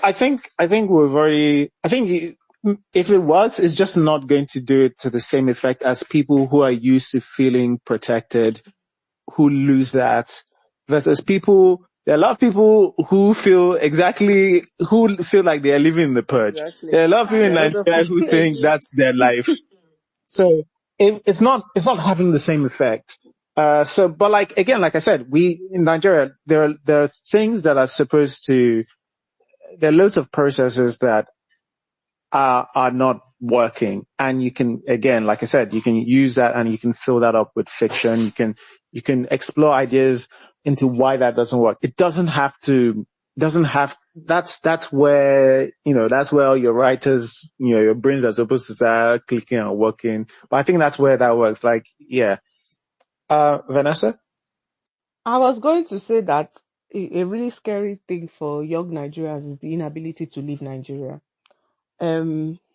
And Oh, I if like that I a lot. no, I let's really be love that. I'm realistic. sorry, I really love that.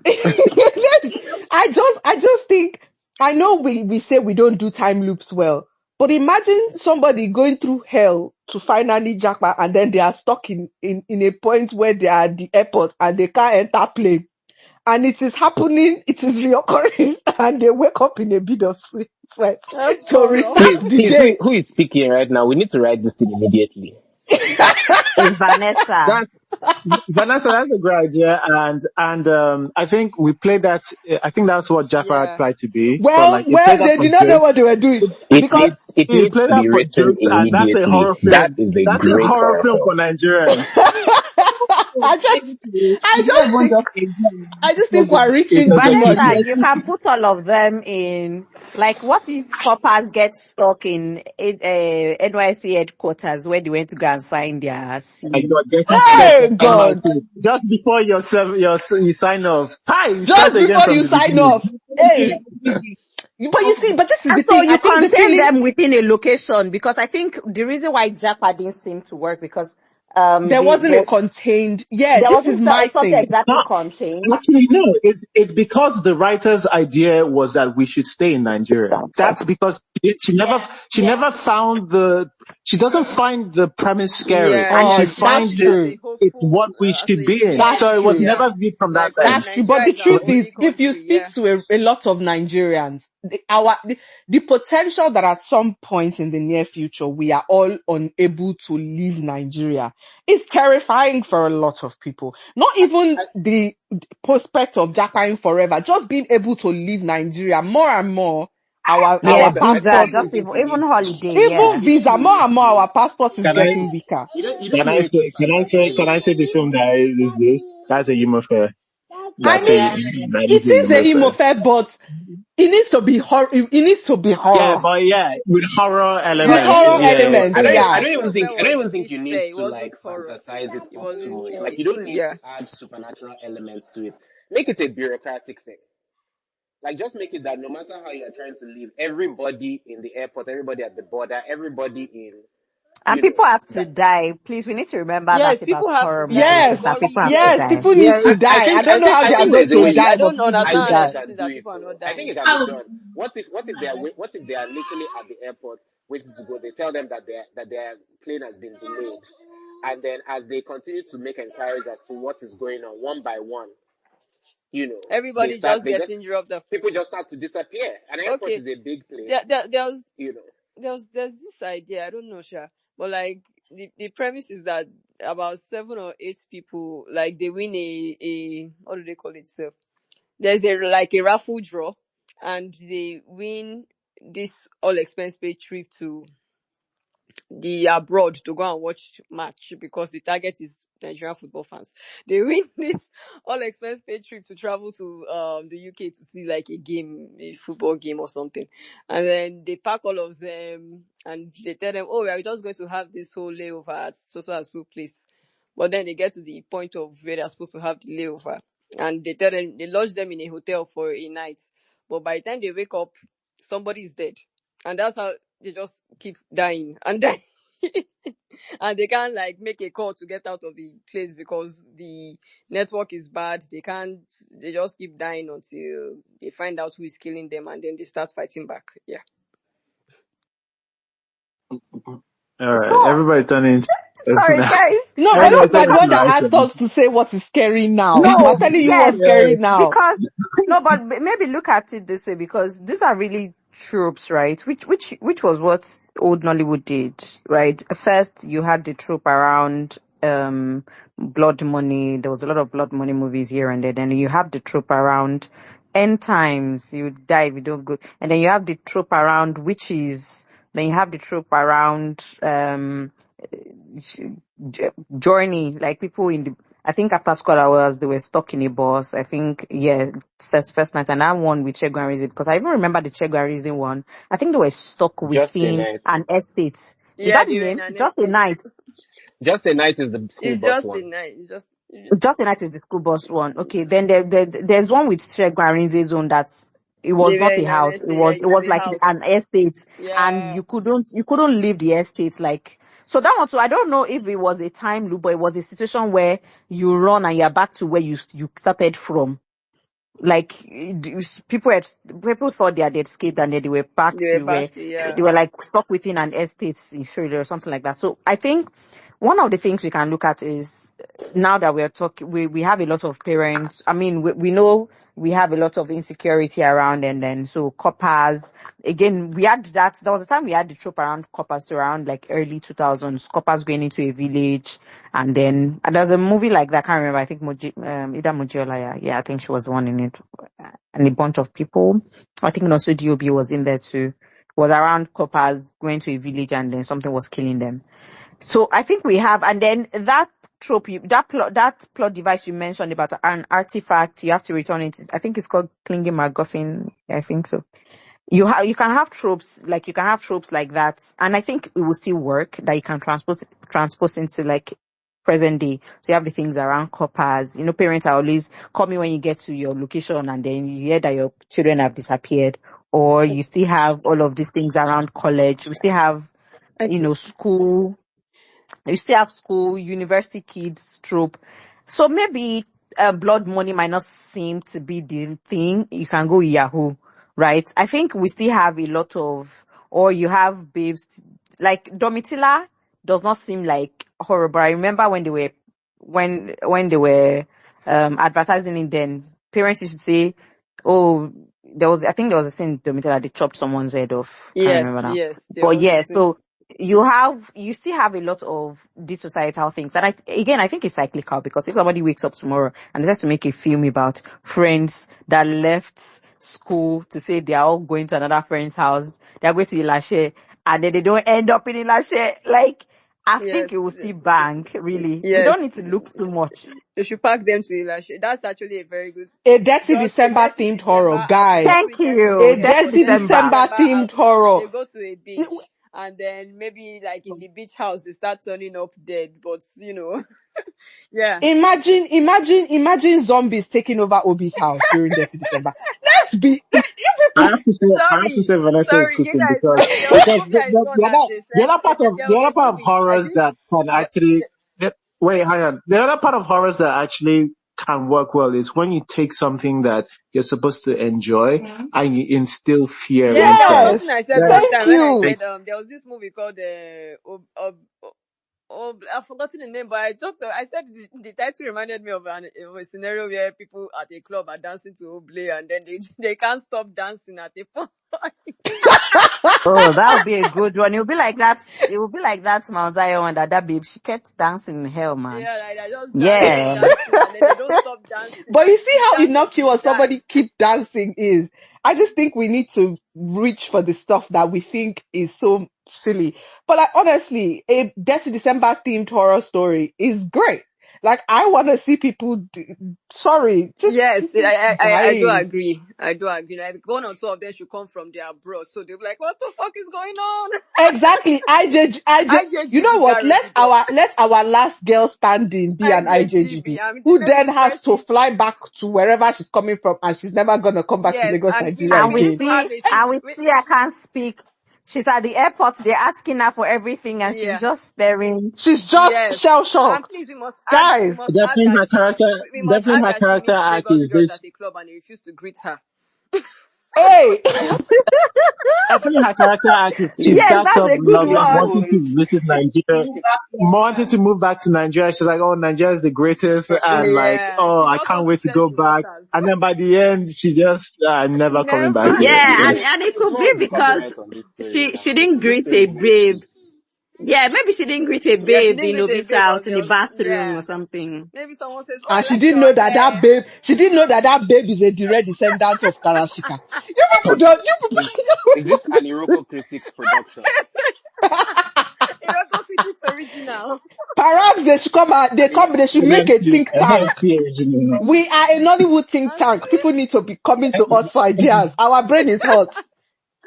But yeah, Dirty Yo, December needs a horror movie. At least one or two people will stop disturbing the peace. Because there are horrors. For goodness sakes, Yeah. people were in a You people are club and Every part, NDLEA went to go and we arrest need to all of add them. every part of it in. Like police will stop them at the road and then just like tell everybody come down from your car. Like Whoa, do you guys, can you yeah, imagine? NDLEA should go to a club, round and everybody up, just then pack they all tell you of that they've, them. no, That's they will the not tell you beginning that of they've the released horror. you guys. They will not say they've Yes, released you guys. They will not find the rest of you. So you try, okay, let's go and look for these guys. You find yourself yes. in, Also, and guys, how about we traumatize Nigerian law enforcement and they go into it? Hey God, Like and they go that's into a club to go and all right. arrest people, and Okay. everybody in NFC that think club, tank like at everybody in that ease. vampires. club is a vampire. yeah, that's all to done. right. NFC think tank at ease. Let's calm down. Let's calm down. We've done 2 hours. Let's wrap it up. Rest your hot brains. You have overworked this evening, before. And look, anybody who listens here, run us a check where if you steal our ideas, run us the check. Tell me the person. I will send anybody's ideas you steal. Tell me, I will send the cash to me. I'll send it to them privately, obviously. But yeah, no, everybody, thanks for joining us. It's actually, I'm interested. So next week we could have a normal Domitila, weekend, because I think Domitila is coming out on Friday or something. We could have a normal one, or we could have a old school versus, Let's new do old school. school versus, Old please. school versus new school. What worked for the old and new? Okay, Yeah. all right. So that's where your brain is leaning. All right. All right. No, I'm down with that, because I have a feeling we watch the new one, it's just going to be the same old conversation. And that's what is killing some of the morale here. Come here and repeat the same thing again. But yeah. Anyway, thanks everybody for, coming to this. I really enjoyed this discussion. We'll give it another good go next week, and, we'll see you next week. Bye-bye. Bye. Bye. Thanks for listening to the episode. If you enjoyed listening and would like to join live, just follow us on Twitter at Iroko Critic and join us every Sunday 6 p.m. West African time on our spaces.